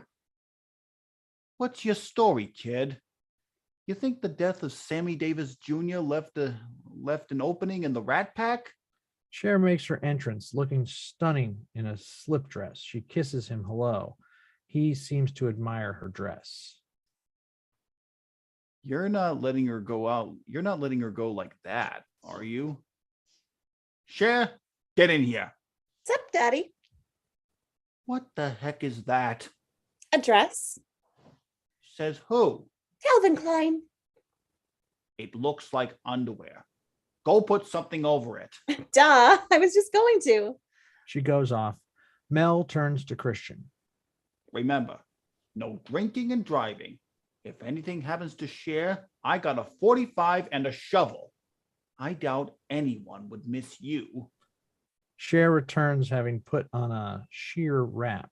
She leads Christian out. Bye, Daddy. Exterior Cher's house night. They go to the car. Your father's scary. Isn't he? They get in. He starts the car. You like Billie Holiday? Oh, I love him. He puts on a tape and they drive off. Cut to interior dining room night. Mel and Josh are preoccupied. I don't like him. You didn't, huh? He seemed like a phony. I know what you mean. It's weird to see Cher go out. It seems like just yesterday she was playing Barbie. And now these guys must think of her as a grown woman. What? Like in that dress. So what's the deal? These schmucks trying to have sex? I don't know. She doesn't tell me about it. You know where this party is? It's at our frat house. Get your butt over there. Keep an eye on Frank Sinatra Jr. Don't let him out of your sight. Cut to exterior pool area behind frat house night. Everyone is drinking beer. No one is dancing. For a more effective entrance, Christian has donned his sunglasses. Come on, let's dance. But no one else is. So we'll be the first. I've got to go find Ty. She won't know anyone. Ty comes outside, but her shoulder bag strap gets caught in a doorknob and she falls backward. Cher turns. There she is. Ty scrambles up and comes over. Shoot, how embarrassing. No one saw. Now all night I'll be known as that girl who fell on her butt. Ty, no one noticed. Elton enters, accompanied by Amber. Ty and Cher are stunned. I don't believe it. He's going with Amber? Oh, he probably just gave her a ride. Amber and Elton are publicly displaying affection. Well, it just proves that what I've always said. The easier you fall in and out of love, the more shallow a person you are. Do you think she's pretty? She's a full-on Monet. What's that? Like the paintings. Okay, from far away. Okay, from far away. But up close, just a big mess. Christian comes over. Here, let's ask this guy. What do you think of Amber? Hagsville. Cher gives Ty a C look. Dig this. They're charging for Bruce. Can you match me a fin? I'll pay you back. Cher gives him money and he goes to buy beer. Christian is so cute. They watch him. The girl selling beer tries to flirt, but he doesn't encourage her. He's really falling in love with me. I mean, look how he ignores every other girl. Hey, should I wear this over my t-shirt? No, tie it around your waist. Christian pulls Cher out to the floor. People turn and watch him dance. Usually white guys are terrible dancers, but Christian is a killer. Josh stands with the non-dancing group, talking to an older man. I didn't even notice Josh arrive, but he was there and managed to find the only grown-up in the house to talk to, like he is deliberately trying not to have fun. Josh spots Cher and they wave to each other. Ty is the only girl on the outskirts of the floor. A few guys look her over, but decide against dancing with her. The band was kicking. Christian was the hottest guy there, and I knew my outfit was drop dead cool. But my enjoyment was put on pause because I could see that Ty was miserable. With each passing guy, Ty looks more defeated. She tries her shirt over her shoulder, tied around her waist, and tucked in like a bustle. But nothing works. Then Josh takes her to the dance floor. His dancing is beyond awful. It's painful. Look at Josh. He never dances. I can see why. No, he's doing props so Ty won't be left out. He's totally gallant. Oh, I dig. When the song is over, Cher and Christian make their way over to Ty and Josh. Hey, the gatekeeper of the Galleria. She elbows him. Hey, you chicks have fake IDs, right? Why? This guy at the bar told me the after hours place, foreplay. Let's hit Jones for drinks, then we'll go there. We've done this joint. What time is after hours? In this town, 2. I've got to be home by 12. Actually, my trainer's coming really early tomorrow. Can't you make some calls and reschedule? I'll give the girls a ride back. Yeah. Why don't you go ahead? You sure you won't mind? No, really, go ahead. Hey, you're a really down girl. I'll ring you tomorrow. He kisses her cheek and heads off with the guy. Josh tries to read her reaction. Cut to interior Josh's car night. It was decent of you to dance with Ty. My pleasure. Have you seen any positive changes in her? Oh, certainly. Under your tutelage, she's exploring the challenging world of bare midriffs. Cher looks through his tapes with disapproval. So you didn't want to make a night of it with the ring-a-ding kind? With the Yeah, ring-a-ding right. kid? Yeah, right. And some sliding into the house at 4 and come sliding into the house at 4 in the morning. Daddy wouldn't go too ballistic. And it's not like he's going to sleep or anything. Not if they're going to finish those depots. You know what would be so dope? If we got them some really delicious takeout. I bet they haven't eaten. Noble idea. Cut to Let's do it. interior. Oh, sorry. Cut to interior dining room night. They enter with bags of food. The legal types dive in with gusto. The midnight snacks totally revived the lawyers, and Daddy was way grateful. Mel unwraps a hamburger, but Cher takes it away and gives him a salad. I know it sounds mental, but sometimes I have more fun at home vegging out than when I go partying. Maybe because my party clothes are so binding. Cher in baggy sweats and Josh are on the couch watching Saturday Night Live. They say in the olden days, this used to be really funny, like when they had Chevy Chase. That made it better. He tries to get some of her snack food and they wind up fighting over it. Close up Cher's black portable phone, looking like the black slab that made apes get smart in 2001.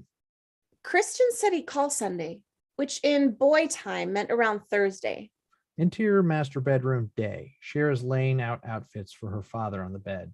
So you can imagine my astonishment to hear from him the next day. The phone rings. Hello? Hey, what's the plan, Stan? Well, Daddy's got to go away for a few days, so I'm getting him packed. Coolsville. Hey, let's throw a bender. Not even. I stand to inherit this house, and I have many decorating ideas, but they don't include teenage destruction. How about I come over and watch some videos? Okay. They say goodbye and hang up. Oh my God. A date alone with Kristen and Daddy will be gone. I sent for reinforcements. Cher quickly calls Dion.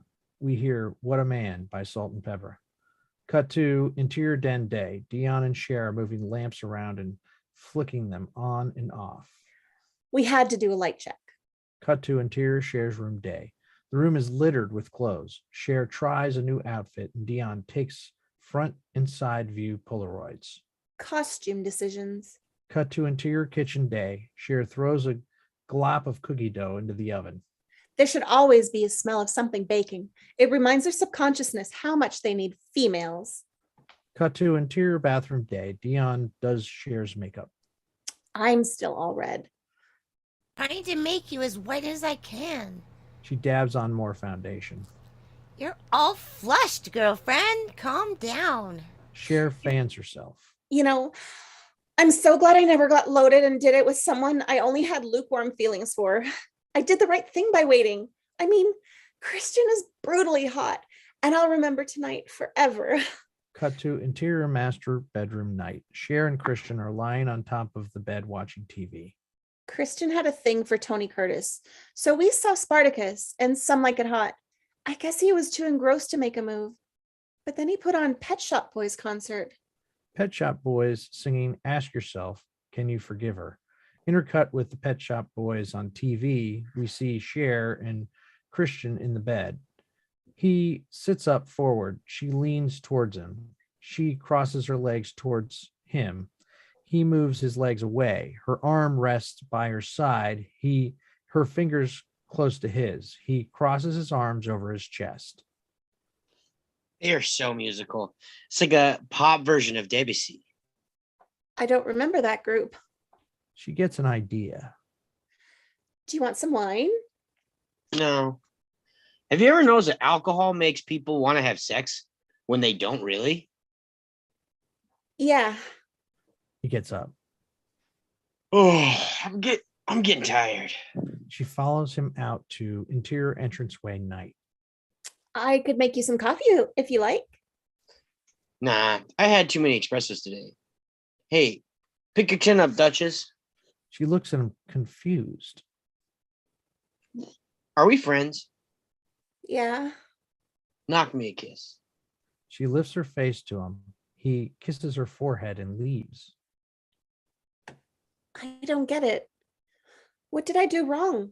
Cut to exterior street day. Murray is giving Dion a driving lesson as Cher babbles in the back seat. Maybe he was really tired. Maybe my hair got really flat during the course of the evening. Maybe he wants to get to know you better. I never should have made that comment about Tony Curtis's Bronx accent in Spartacus. Ooh, you checking your mirror? Yeah. Keep checking your mirror. I suppose it wasn't meant to be. I mean, he dresses and dances and shops better than I do. What would I bring to the relationship? Look down the road. Take in the whole picture. I guess it's all for the best. Boy, that was a fast depression. Get into the left lane. Dion swerves toward the next lane, barely escaping a collision. What are you doing? You said get into the lane. That means you follow the procedure for changing lanes. Do you remember the procedure? Yes, I remember the procedure. Then switch back to the right lane. What's the first thing you do? Put on the signal. She puts on the wipers. Murray rolls his eyes. She looks for the signal and the car weaves. Watch the road! She does, and he finds the signal. I look in the mirror, and then I glance at the blind spot. She turns her head and she turns the car. You glance with your head, not the whole car. Woman, you can't drive for baloney. I'm not trying to hear that. You better be trying. Actually, going all the way is a big decision. I can't believe I was so capricious about it. I almost had sex with him. Murray turns to her. With who? Christian. What are you talking about? You don't have the natural resources to do Christian? Huh? Are you ladies blind? Your boy is a tail runner, What? a butt pirate, a friend of Dorothy, mud shark, flamin', dart firing cake boy. You know what I'm saying? Not even. And the winner of the And the winner of the Andrew Dice Clay Homophobic Award goes to... How do you know? he's pork and dog meat. Everyone knows. It would explain a lot. Ugh, I'm bugging. I feel like such a bonehead. Murray notices they are heading for the freeway. You'll get another freeway. Quick, get out of this lane. Dion starts looking for the turn signal. Now. Forget the procedure. I can't. It's too fast. Cher sits up and puts on her seatbelt. Oh my God, it's the freeway. They enter the freeway and scream. When I tell you, go to the right. Dion is crying and screaming. Get your head down. Okay, now go. Dion jerks into the other lane. Good girl. It's okay. We'll be off soon. They see the exit. Here we go. That's it.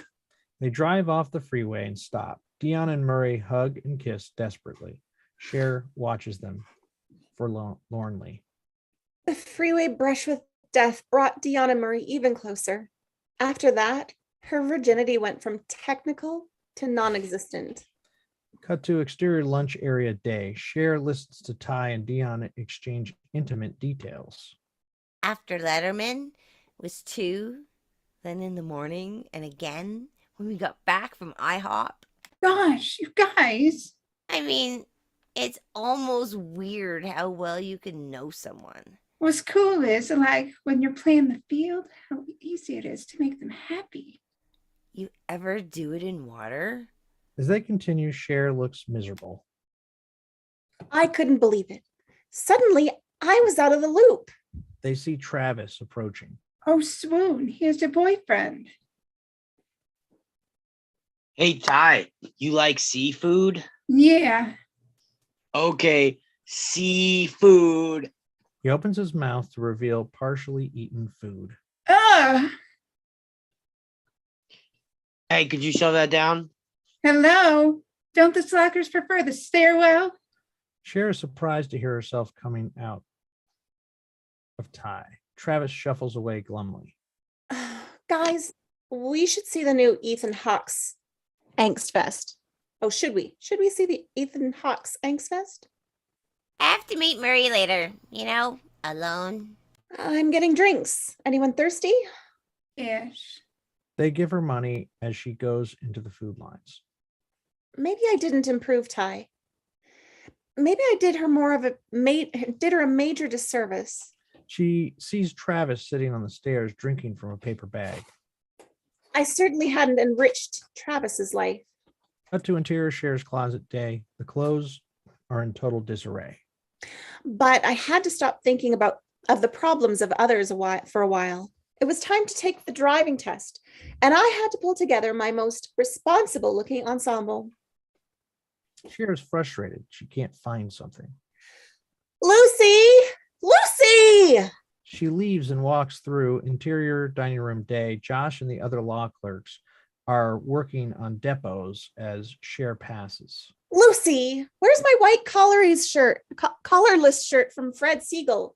He watches her. Cut to interior kitchen day. Lucy is cleaning as Cher enters. He's probably at the cleaners. Why wasn't it picked up? I told you I might need it. Your father has 7 lawyers here for me to shop, feed, and clean up after. I didn't have time to go to the cleaners. Today's the driving test, and it's my most capable looking but not ostentatious shirt. Couldn't you have them deliver it? Lucy slams the dishwasher closed. Okay, I'll call them. It's too late now. And we got another notice from the fire department about cleaning out the bush. Josh comes in to get a snack.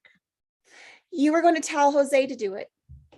He's your gardener. Why don't you tell him? Yeah, right.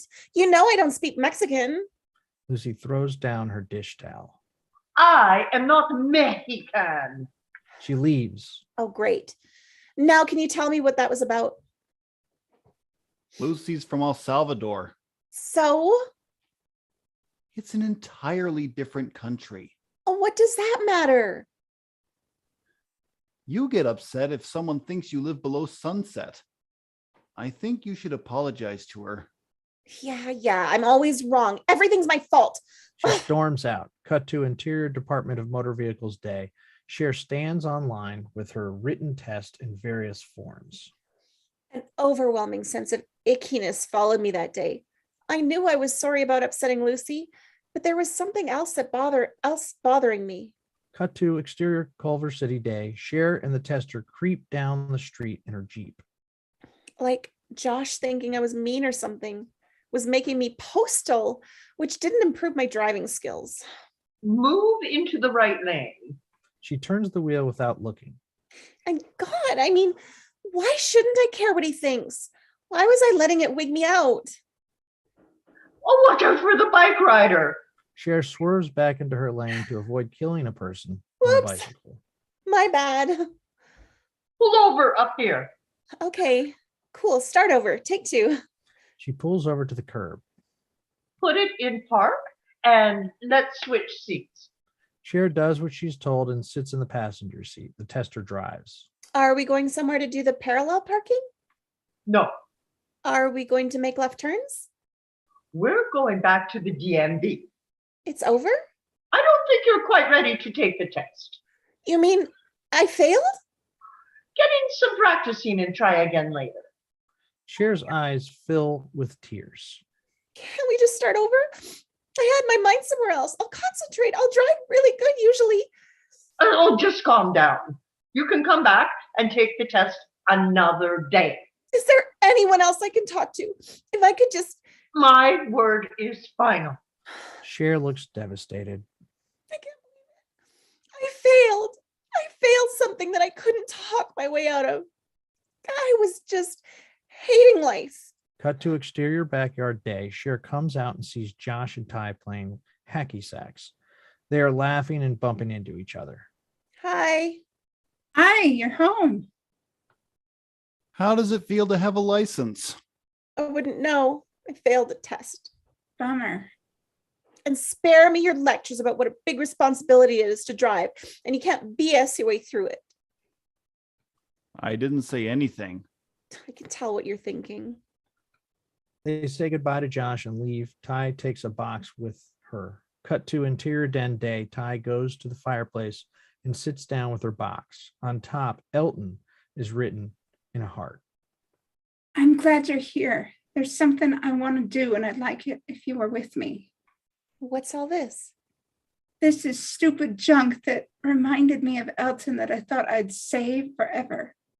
But now I want to burn it because I am so over him. What stuff? Okay. Remember when we were at the bow party and the clog knocked me out and he got a towel of ice to cure me? Yeah? Well, I didn't tell you, but I took the towel for a souvenir. You're kidding. No. Ty tosses the rag into the fire. Then once my pen ran out and I borrowed one from him. She tosses the pen into the flames and takes out a cassette. And remember the song playing when we danced? Hip hop hooray. I got the tape and listened to it every night. She's about to throw it into the fire. Wait. I'll take that. Okay. She gives Cher the tape. I'm really happy for you, Ty. But what brought on this surge of empowerment? It's like once you know someone who is so much better than someone you think you liked, then that someone starts to seem like nothing compared to the other one, you know? I guess. Ty paces around the room excitedly, then plops down next to Cher. Look, you got to help me get Josh. Get Josh what? You know what I mean? I tried to fight it, but I just can't. He's the only guy I ever really cared about. I know it's impossible, but you keep saying carpe diem, and you're so smart at this stuff.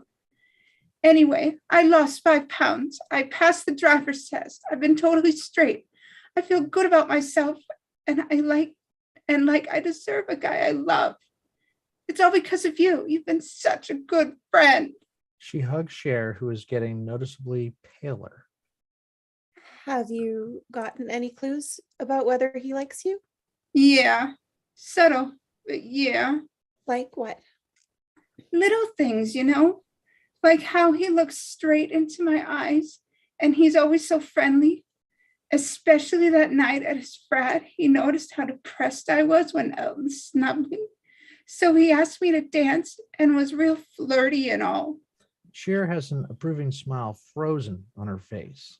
Are you okay? Yeah. Well, actually, I was really bad today and had one of those burritos at school. I feel like Ralphing. Can I get you something? No, thanks.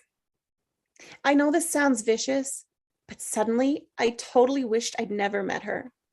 College guys like less makeup, and he told me to read Beyond Good and Evil, but it's too confusing, so I'll get the Cliff's Notes. But Ty, you don't really think you'd be happy with Josh? I mean, he's doing his PC thing now, but underneath it all, he's just like this school nerd. And what? I'm some sort of a mentally challenged airhead? Not even. I didn't say that. When it comes to guys, you think I'm interested in recycling your leftovers, but I'm not good enough for Josh. I just don't think you mesh well. You don't think we mesh well? I mean, it's like, why am I even listening to you? You're a virgin who can't drive. That was way harsh, Ty. Okay, I'm sorry. We'll talk when we've mellowed. I'm outie. Can I drop you somewhere? No thanks. Ty leaves. Cher marches restlessly around her room. Oh, what did I do? I created a monster. I could feel the chunks rise to my throat. Ugh, I had to get out. Cher's epiphany montage over a figuring it out type song. Amazing, or I Saw the Sun. We see exterior Wilshire Boulevard. Cher walks by the hotels. My life was turning into a bigger disaster than Northridge. Everything I did was wrong. I failed the driver's test. I made Ty sad about Elton. I thought I could. Doesn't make sense. Josh hated me. Lucy hated me. It all boiled down to one inevitable conclusion. I was totally clueless. Was this that teen angst I've heard so much about? Exterior Rodeo Drive. Cher walks by the expensive stores. This is Ty and Josh's concept. This Ty and Josh concept was wigging me out more than anything. What was my problem? Ty is like my pal. I certainly don't begrudge her a boyfriend. She gets sidetracked by a dress in the window. Ooh, I wonder if they have that in my size. Cut to exterior Witch's House day. Cher walks by carrying a package from the dress store. What did she want with Josh anyways? He dresses funny. He listens to complaint rock. He's not even cute in the conventional way. Cut to exterior Santa Monica Boulevard day. Cher walks by Cactus Gardens. Imagine Ty and Josh. It was inconceivable. Josh holding Ty's hand. Ty making little jokes about him. I mean, I like Ty, but she wouldn't make him happy. He needs someone to poke him in. He needs someone to poke him in the sides and make him laugh. Someone to lighten the dark corners of his head. Cut to exterior fountain on Wilshire and Santa Monica night. Cher trudges past the fountain like what's his name in the Gigi, then unexpectedly springs to life. Then suddenly everything was clear. The colored lights of the fountain come on. The music gets schmaltzy. Oh my God. I love Josh. She paces back and forth in a frenzy. I'm majorly, totally, fully, furiously, drop dead, big time, absolutely, completely butt crazy in love with Josh. And I would die. I would absolutely effing die if he was with anyone else. Cut to interior den day. Josh and Cher sit on the couch watching TV. She is particularly stiff. But now I don't know how to act around him. Hey, what's with you? What do you mean? You're so quiet. You haven't made me watch The Real World. I care about the news. Since when? Since now? Which is the good Korea? They don't cover this on The Week in the Rock. Cher looks distressed. She tries to defend herself. Well, Korea was before I was born. Okay. He realizes she feels bad and tries to cheer her up. You know, I was wrong about your friend Ty. You guys were good for each other. She's more confident and happy. It's even made her prettier. Everything he says goes through her like a dagger.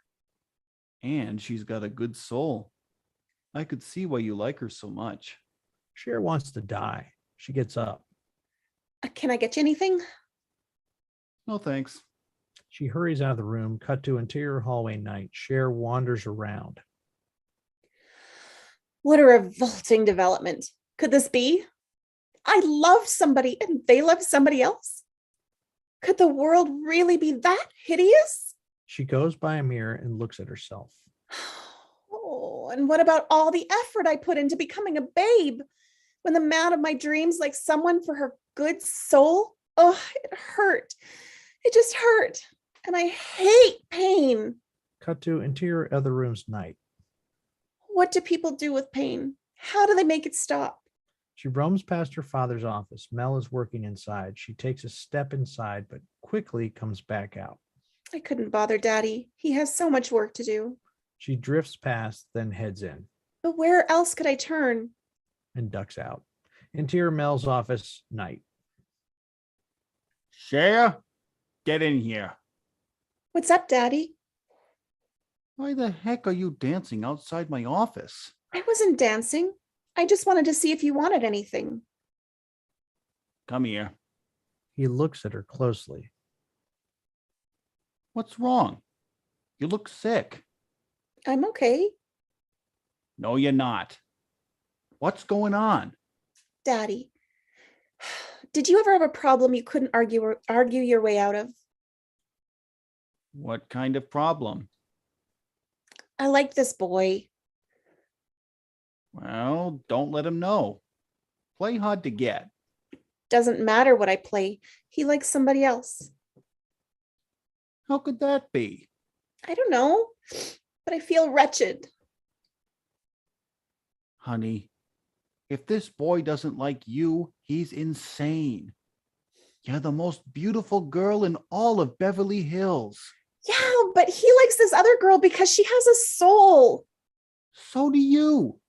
And I'll bet yours is bigger and better. She hugs him. Oh, Daddy, if souls were for sale, I know you would have gotten me the most expensive one they had. Better yet, you inherited your mother's, and that was top of the line. Now get out of here and let me work. Night, Daddy. She bounces out. Cut to Red Cross video. In order to raise volunteers for the blood drive, a video is shown of suffering people and tireless Red Cross workers. Cut to interior Miss Geist class day. Oh, I knew Daddy was prejudiced, but I wanted to live up to his expectations. And I knew if I ever hoped to be with Josh, my soul would need a complete makeover. Cher watches the video with newfound sympathy. Interior cafeteria day, revamped for blood drive. Cher is sitting at one of the setups. The more I thought about this concept of being better, a better person, the more I realized all my friends were totally great in different ways. The nurse sticks Cher and gets the blood going. Cher zones out. Interior LA County Museum day. Christian gestures wildly as he discusses the paintings with Cher. For example, Christian, in a hideously styleless world, wants to make things to be interesting and visual. Cut to exterior quad day. Dion and Murray sharing their lunch. Or Murray and Dion, always considering the needs of others. Cut to interior Miss Geist class day. Miss Geist zealously lecturing to an inattentive class. And poor Miss Geist, desperately trying to get us involved no matter how much we resist. Cut to interior cafeteria day. Cher is still having her blood removed. I guess there's something noble in almost everyone. Hey, He comes over and by way of greeting shoves her, moving the needle and hurting her arm. Ow! Almost everyone. whoa, I'm sorry. It's okay. Hey, I gotta tell you something. What? I'm sorry. You already said that. No. This is another sorry. What are you talking about? He takes out a list and unfolds it. Sorry, that surprised me. That's awesome. Let's see. I spilled the beer on your suede shoes. I that moldy orange in your locker. I borrowed $20 and never paid it back. I copied your English test and got caught with your IDs. Both got D's. Oh, Yeah, I didn't even know you were cheating off of me. I always cheat off of you. The nurse finishes with Cher and gives her some juice. Are you drinking that? Cher gives it to him. Why are you telling me all this? Oh, I joined this club. There's like a bunch of steps. 12. How'd you know? Travis, you don't have to apologize to me. These things are nothing. Well, I figure I'd start off easy. Cher tries to get up and starts to pass out. Travis holds her up till she gets her bearings. So, are we cool? Sure. He gets a flyer out of his backpack. Oh, here. ASL, which group is that? It's an amateur skateboarding league. Next Saturday. Next Saturday. Hey, would you ask Ty? All right. Thanks. Hey, Travis. What? You like Ty, don't you? Yeah.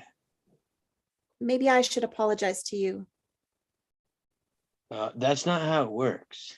I meant I may have been uncomplimentary to you in front of her. That's why I'm sorry. Cool. Apology accepted? Huh. Isn't this fun? He goes off. Cut to exterior skate park day. I guess there was even something to be learned from Travis. A park full of ramps and slides is set up for a contest. Cher and Ty are in the bleachers. An energetic rock song plays as skaters do amazing flips and tricks. Thanks for coming with me, Ty. I'm sorry if I was unsupportive of your feelings for Josh. I get it. You're entitled to your opinion. I was tired for going off like that. I'm just glad we made up. I felt so bad without you. Me too. Let's never fight again. Totally. They hug. Travis's name is announced. There he is, number 14. Travis waves to them. He waved to you. Travis does some intricate moves on a ramp where he's practically horizontal and he flips his board in the air. Cher and Ty go berserk cheering. He does the full repertoire of skateboard stunts and they see a different side of him. He's completely serious and intensely concentrated. I had no idea he was so motivated. Oh, I did. The judges give Travis high scores and he has a glow of victory. Ty looks proud. Cut to later after the event, the crowd mills around. Let's find him. He did pretty good. I mean, coming in 6th when all the other guys are so much older. Yeah, those guys should be pros already. Travis calls them over and they see him with a 12-year-old boy. Travis hugs Ty. Hey, glad you guys came. Hey, you want to go grab something to eat? Sure. Let me just finish up here. This is Max. He's doing an article for the school paper. We'll hang. What do you like doing your first contest? Max records Travis's answer and listens attentively. It's kind of tough, going with all the rules, like when you're in that moment and you're gonna do a heel flip to a 180, it's like why do I have to follow this program? As he continues, Ty turns to Cher. You know what, Cher? What? You'll think I'm a royal airhead, but I kind of like Travis. Yeah, I can see why. Ty has that goofy in love look again. Cher smiles at her.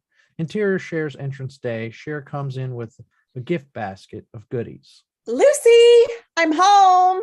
She goes into interior living room day. Lucy is dusting. Cher sits next to her on the floor.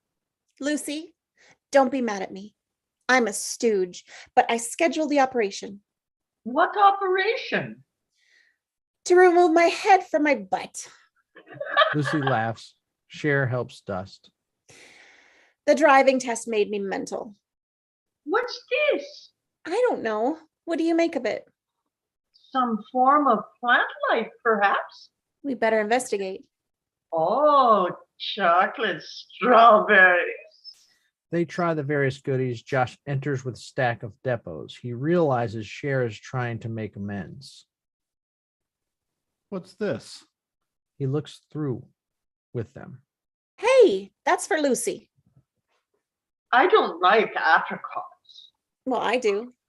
Cher and Josh fight over them. She gets them away, but he gets her in a headlock. Come on. I'll give you a driving lesson. Okay. She gives him some apricots and they take off. Cut to exterior residential street day. Cher drives extremely cautiously. Cher, you have to speed up a little. Just ease off the brake a bit. Cher changes the radio from U2 song to Snoop Doggy Dogg. Keep your hands on the wheel. Please don't make me listen to you two. You're driving, not dancing. What does it matter? They continue switching back and forth till a song they both like comes on. Ooh, leave that. Yeah. They look at each other, surprised they agree. Josh sees a place to park. There's a space up there. Let's try parking. Cher pulls up alongside the car. Okay, straight. When you get to the back window, cut the wheel. Actually, this space is too small. Just pull out. We'll find another. No, I can do it. You'll never make it. Yes, I can. Bet you can't. Bet your goatee I can. Sure, go ahead. Using all her concentration, Cher maneuvers the Jeep into the space with less than an inch to spare. She squeals with joy. Oh, don't you just love getting into really tight spaces? Josh gives her a look. Cut to interior bathroom day. Josh sits on the tub with foam on his chin. Cher stands over him shaving. Hold still. Just be careful. Go with the grain, not against it. Josh, I know what I'm doing. She straddles him so she can work on the other side of his face. He is getting turned on. Where are you going? I have to get over here. She finishes. All done. She gets off him. Go see. They both look in the mirror. I feel naked. My whole face is sticking out. Cher squeezes his face and talks as if to a baby. Look at that sweet little baby face. He does the same to her. Look at this cute little punim. She smacks him away. Get out of here. She turns around to get the razor and towel. While she is bending, Josh squirts some shaving cream in her shorts. Ah! She tries to get away from him, but he keeps squirting her. She manages to get the movable shower massager on and hoses him down. Ultimately, they're a laughing wet mess. He has to overpower her to get the nozzle out of her hand. Once he has pinned her against the wall, they stop fighting and look at each other. That moment of what do we do now goes on forever until they start to move towards each other and fall into a great big movie kiss. They pull back to check the other's reaction. Their expressions tell them it's okay to continue, so they hug and kiss and grope passionately. Well, you can guess what happened next. Cut to a bride seen from behind. Dion and Summer fuss with her gown. As if. I mean, I'm only 16, and this is California, not Kentucky. They're in interior wedding reception hall day. Miss Geist turns around in her wedding dress. Cher, dressed as a bridesmaid, brings her bouquet. Miss Geist hugs the girls. Dee and Summer go sit with the other guests. The rest of the wedding party gets ready. The music plays and Cher starts down the aisle, sneaking waves to her friends. Ty and Travis sit together, dressed up and obviously happily paired off. They wave to Cher. Miss Geist comes down the aisle and a priest says the usual crap. Dion is crying. Murray looks annoyed. Cher is getting misty herself. She looks around, spots Josh, and blows him a kiss. Cut to interior diner area day. At the student table, the kids are eating and goofing around. I am so glad I wasn't asked to be a bridesmaid. My skin cannot take synthetics. Amber, your daddy's rich. Why doesn't he buy you a clue? Oh, goodness, I'm just saying what I think.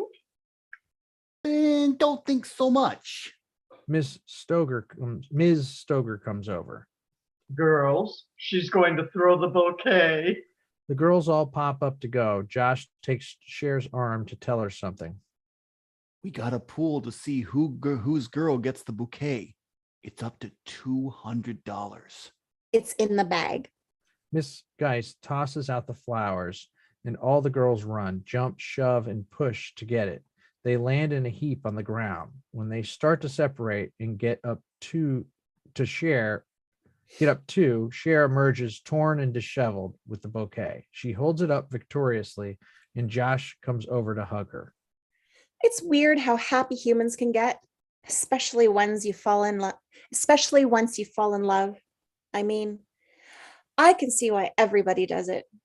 They continue hugging and kissing. The end. Oh, yay.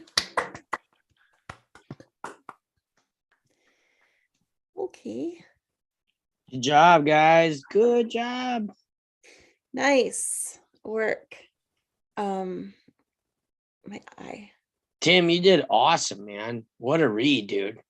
All you Well, thank guys. you. Yeah. Good job, everyone. Yeah, I'm real amazed. You were great, Heather. Yeah. Oh, thank you.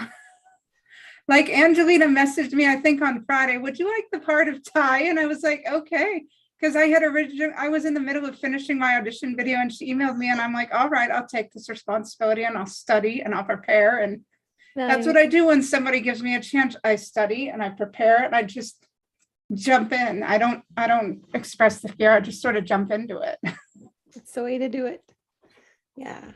So we're going to go around and introduce ourselves again, give a little bit more of an explanation of who we are, where to find us, what we do, what we're working on. And then anyone who has to leave can leave. Anyone who can stay, you're welcome to stay. We'd love to have you. So Should we take the script down? oh, sure. So everybody can see our pretty faces, including yours. I hope you give more of an intro on yourself this time, Angelina, because you were wonderful, especially everybody. Yeah, was. they're the star of the show. You were a trooper. Everybody was amazing. Yeah, I didn't realize how very many lines. I knew it was the main role, but I didn't realize it had so many. Or maybe I'm just not used to that. Oh, good Lord, Angelina, take a compliment. Thank you. Okay, thank you. All right, Heather, you are up first. Oh, hi. My name is Heather Lee Cameron. I can be found on The Storm and Latter-day Saint on YouTube or Heather Lee Freelancer. On Facebook, I am an actor, a voice actor, a writer, and a producer. I am looking for representation. I am looking for work. I am constantly striving to produce new projects or be part of projects. I just recently finished a play via Zoom. I don't know how that's going to come out. I don't know when that's going to come out, but I'm still looking for new projects to be a part of. Nice. Thank you. I'm Angelina Peterson, and you can find me on Facebook, Your Adored Life, which is my new company where I film people and edit, and I make and help create legacy pieces for them. So custom family documentaries. And for any age, usually it tends to be people who are older, but really it can be any age because we all have stories to tell. So, and that's me. And next is Dawn Lampesoni. Yeah, I'm Don Lampesoni. I own a production company in Maryland, do corporate and political work, anything really someone will pay me for. But acting wise, I've been acting pretty much all my life, and that's really passion. And so I love doing these. It's fun to read, do musicals, do theater, straight theater, short films, stuff like that, so it's been really fun. I really like doing this. Yeah, it's great having you. Clint, you're next. Hey everybody, how's it going? My name is Clint Monroe. You can find me at Clint Monroe on Facebook. It's a little picture of my dog on a surfboard. Or you can find me on Instagram at Gems of Zen Production. Yeah, it's been a crazy couple weeks. Just been busy. A lot of stuff coming down the pipeline. A lot of working with people, a lot of collaborating, a lot of new developments, a lot of personal growth, a lot of professional and career growth as well. So it's awesome. I am just excited every day I get to move forward, and everything is a new journey with this new life of mine. So I'm super happy and super contented. And anyways, so that's me. You guys could reach out if you want to, if that you're so inclined. I'd love to talk. Anyways, I'm gonna pass it like a hot potato. So here's the potato. Here we Thank go. you. And then where am I Okay, going to next? Aaron is next. Aaron, got there it. you go. Oh, Aaron's got the potato.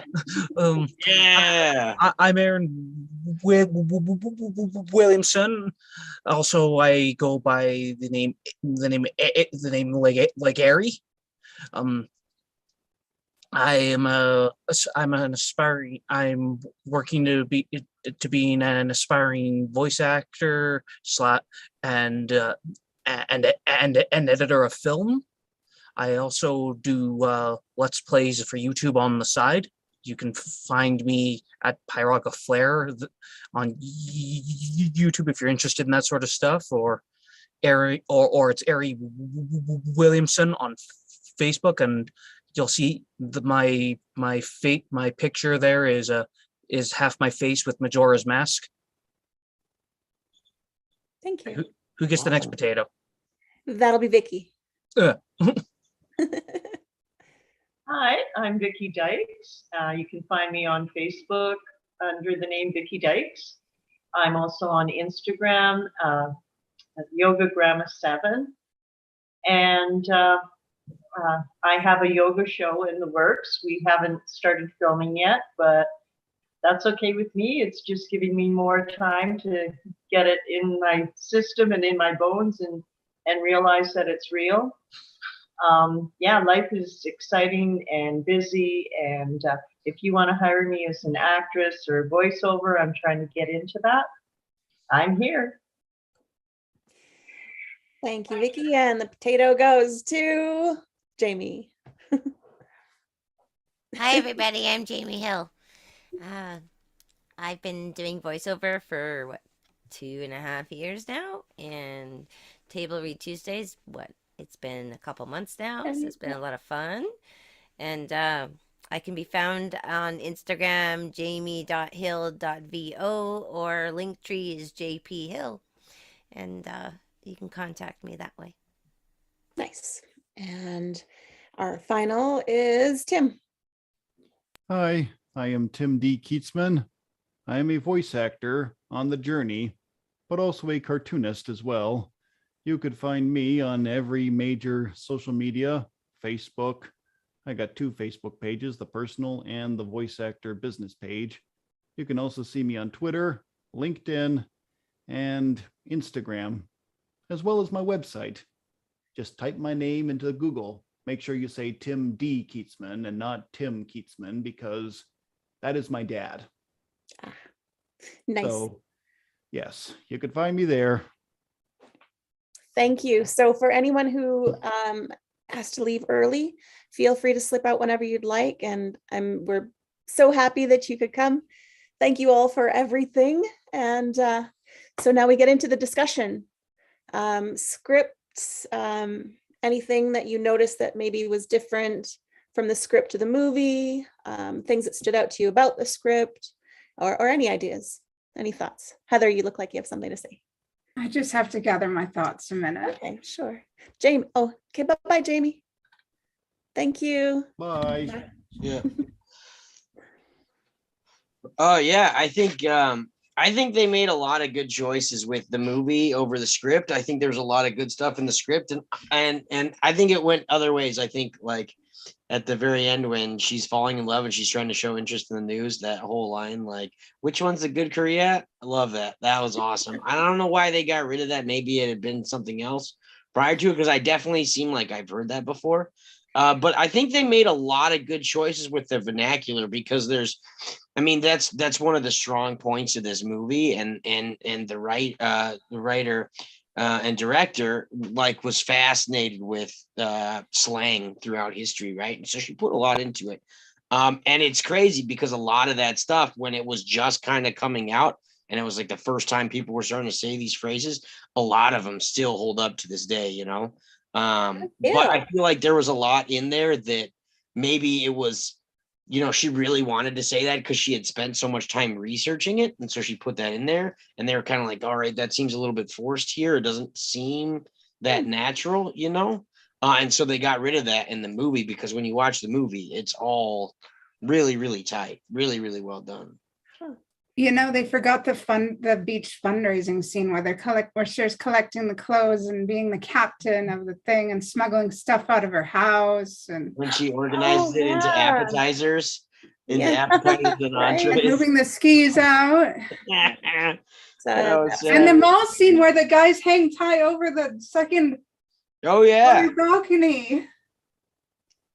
Yeah, so there's that scene, right? And then there's the whole thing. I think that they did a great job setting that up too in the movie, right? Because that's kind of like the whole idea of creating this monster, right? Like she wanted to teach Ty, and then all of a sudden Ty now becomes more popular. And they're gathered around the lunch table the next day, and make room for Cher. Right. Yeah. Yeah. And then it's super funny in that scene. It's hilarious, right? Because earlier in the show, she somebody holds her up at gunpoint, right? Which is gnarly.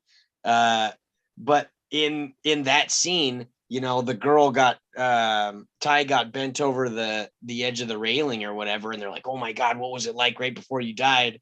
Yeah. And then Cher's like, well, I mean, when the guy put a gun to my head, and they're like, no, you don't know what it's like. And they're like, go back to her. That was super funny, man. It just brought me a little, because, my teenhood was tough due to personal circumstances at home. And, movies were kind of a thing that I relied on, like renting from the movie store. And I said earlier that I was pretty much allowed to rent whatever I want because my mom trusted me. And I didn't rent over 14A, but I do recall renting Clueless and getting to know Clueless. And my first little job was doing practicum in the movie store in the town. And that's where actually I did my first journalism articles, was doing some movie reviews for that little newspaper that video store had. So it's got a lot of connections there. That's cool. Yeah. One thing that I noticed that was super, super cool. I put like a whole page of notes just to this one thing, was when she finally starts falling in love, or starts realizing it, right? I thought it was super, super interesting how, while she's having this internal dialogue, it's showing her in different places, different locations, right? So they used a lot of scene headings to show that, because I think a lot of times, right, when there's like a twist or something like that, they kind of just spring it on you, but I feel like this is more realistic, right? She's going from this is some weird brotherly relationship of this kid who just punks me all the time, to I actually really do care about this guy. And it's a big development in the character. And by showing that, it's almost like a montage that's going on of her thought process. I thought that was beautifully done. Yeah. Nice notice there. So I've had some thoughts too, but I can't think of what they are right now. I know what you mean. What I love is the rather unexpected stuff in the characters. Yeah. The dad comes off as a cantankerous disciplinarian, and yet plenty of times he shows that he's really proud of his daughter he was actually proud of her for arguing her way out of bad grades and everything. And it's kind of funny, as a lawyer, that is a skill to have, to be valued. Maybe with a lot of parents, they would frown upon that, but he saw the value in it. And it's funny, isn't it? There is that real world opposed to what you learn in school, and some of the stuff that you learn growing up doesn't really seem to fit the real world sometimes. So Yeah. Yeah. showed a little bit of that. Like in the movie when Cher was taking out the clothes and stuff, it's not like, and he's like, this is your influence. It's not like he was mad about it. He was kind of shocked, like, really? She learned something from me? That's shocking. Yeah. I don't know. Have you seen the movie recently? I don't know. I'm sort of geeking out because I watched it just today to refresh Do it. myself in preparation. I watched a few this week sometime. Can't remember. I just wanted to But I say a ask personal apology to Angelina because one of my characters threw myself on you. The second character, you just didn't quite catch that I wasn't into you, you know? And then the other guy, I mean, I was cheating off of you for years, you know? Man. I know, it's a triple threat, man. I apologize. And I was My just characters did not mesh with you very well tonight. I was just clueless. So Right. I didn't catch that at all.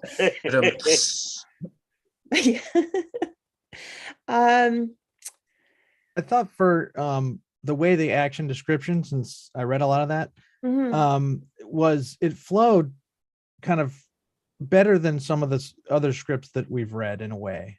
I don't know why it was, but it flowed pretty well. Yeah. It made sense, even the way it would go from room to room. The way they described going from room to room, I thought was a good way of doing that. Huh. And you can't Yeah. quite put your finger on what it is other than I think it was just the transitional way that it was described, nice. you know, that was made it easy to sort of see in my head as I was reading it. You know, and Yeah. I think that's Definitely. kind of what you strive for when you're writing screenplays, because everything's visual. Mhm. And there were a few things though that were non-visual that made sense to write too, sort of Oh. describing how people were well, I guess they were just describing how they were looking or feeling, which Mm. I think is okay to do as well, so that it helps the actors. Yeah. Mhm. I did notice, I really appreciate the way that the author made, or the screenwriter gave each person a voice, and it was quite apparent who was speaking. They each spoke their own unique way. So Yeah. that was well done. Yeah, it's definitely it's I would say this one even over the Matrix, right? Because that was another one of writer directors, right? Oh, okay. This one obviously she directed it, but this was like very clearly a script that she wrote that she was going to direct, you know. Where she, like, I mean, even like from the very beginning, she's like, here's what you see. We're using long lenses, Dutch angles, like straight away. She's already talking to the DP in the script, like, this is how it's going to look. This is what we're doing. The music choices, which is actually really super funny because, you know, Angelina and I were talking about this piece that I just wrote. And I was very clear about the music that I wanted to have in that. And I was like, I don't know, the last like 2 weeks after I wrote it, it's like, is that too direct? Is that, you know, should I not do that? I know they say don't give too much direction. I want to be asked to direct it, but I then think if seeing you're- that, I was giggling the whole time because she's like, this is the song that's playing, you know. I mean, if and she you're does a lot of a that. writer director, you definitely can do that. Yeah, Absolutely. If you know you're Yeah. going to direct, that's absolutely. But I think it gives them an idea of what you're thinking, at least, instead of just rock music, you know. yeah, or for something. sure. I mean, a genre is good, but I think that's fine if you know what song you like. Yeah. Yeah. And then if the budget doesn't cover that song, they can find something that's similar, I suppose. There's always something similar. Yeah. Yeah. Yeah, because can when always you find use songs or perform them, you have to get permission. It's like when I was in show choir, they always had to get permission to perform the songs like So- on stage and such. Yeah. I just have to step out. If you guys could continue talking, I have to fix my eye thing. My Oh, contact sure. thing. So No, that funny sounds- story though about a film that I did for my thesis. We wanted to use the electric slide. You guys know the electric slide song? Yeah. It's electric. Maybe that's dating me or something. Oh, But man, that's a classic. What do you mean? Yeah, but instead, because we knew we couldn't use it, we wrote a song called the High Voltage Shuffle. You could I always love it, do dude. that. I want to hear it, dude. I want to hear it, man. You remember it? Well, I mean, I have it somewhere. I Dude, could dude. play it somewhere. Here we go. Here we go, man. All right, there we go. I would have to. Out. I would have to Let's go. find it on my Let's jam. computer. Let's jam. It's somewhere on there. If you Maybe guys talk you guys amongst could get yourselves, I might together. be able to find it. That would be awesome. You know, maybe you could share it as a link. Yeah, I don't have it posted. Well, it's in my sitcom that I wrote for my thesis project. Oh wow. But You know what this reminds me of? Did anybody ever read the book Sweet Valley High, the series? No? No. It's a really good series, and that's so similar to Clueless. I read that when I was a teenager, and they're still out. The books are still out today. Man, I step away for 2 seconds and the guitar comes out. We come back, the guitar goes away.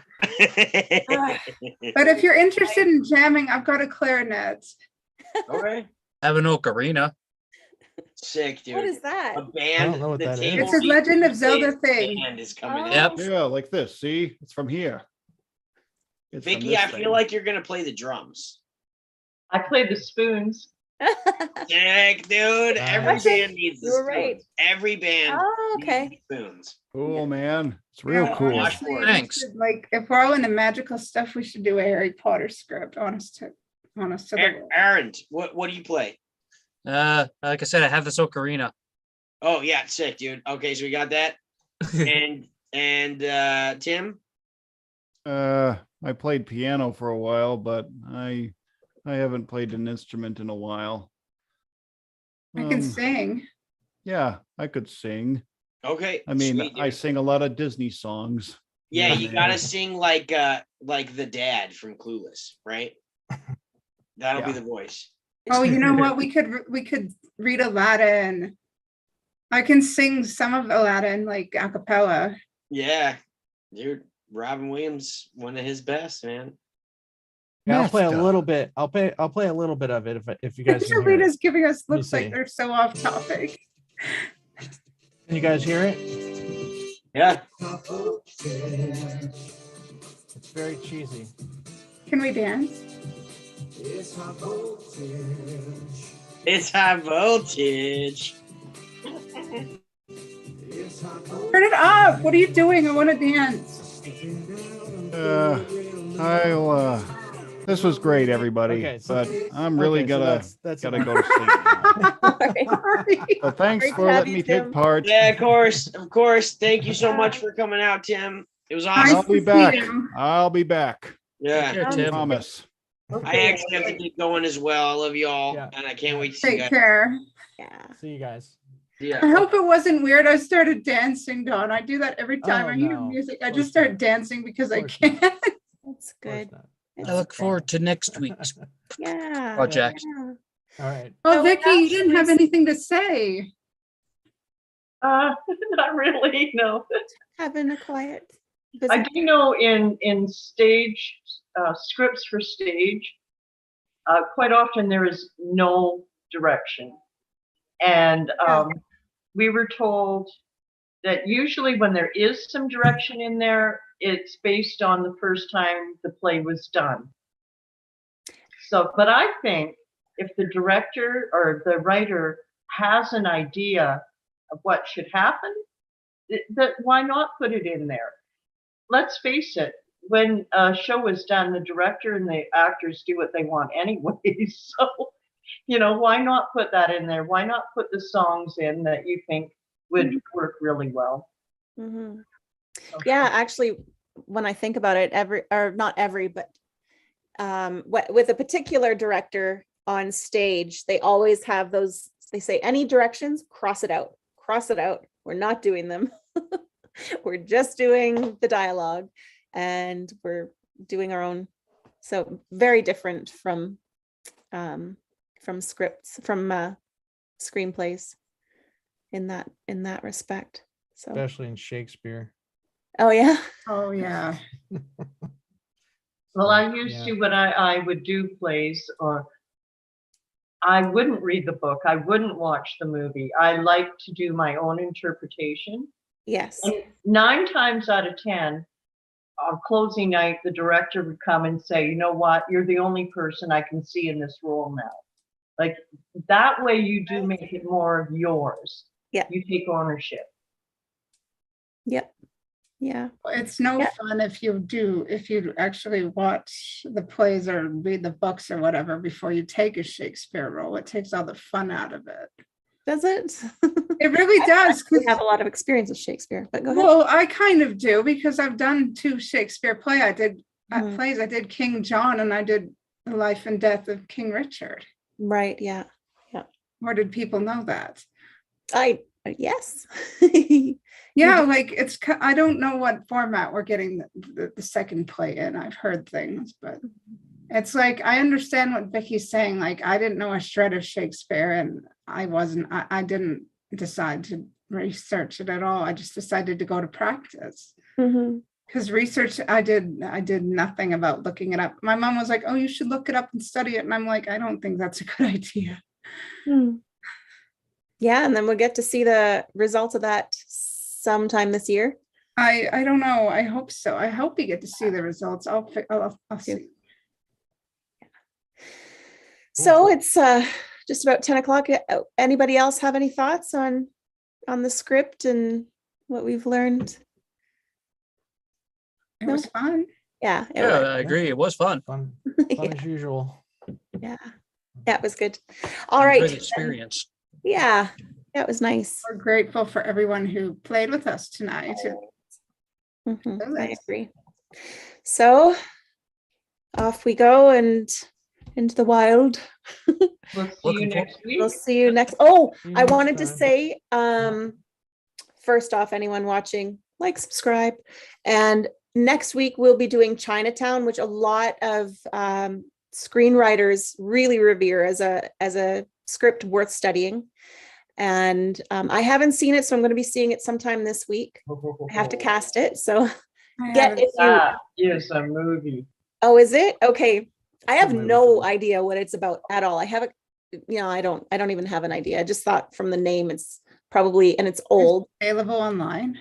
I have no idea. I have to find it. It'll I have a probably be few different available streaming somewhere. places. Yeah. I know I've read that one before.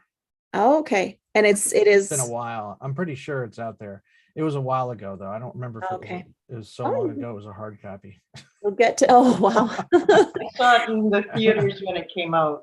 Oh, wow. And when you're ancient like me, that's easy to say. So yeah, so if you want to do a reading like what we did, you want to come out here, put your audition in. The audition forms are on our Facebook group. Look for the Chinatown, do your submission, and then that will help me to cast it for next week. So thank you guys. Also, if you're here, let me know that you're going to be here next week or not, and we'll see you later. I'm definitely I hoping plan so. to be. Yeah, Awesome. Same Okay, here. good. All right. Thank you guys. We'll see you later.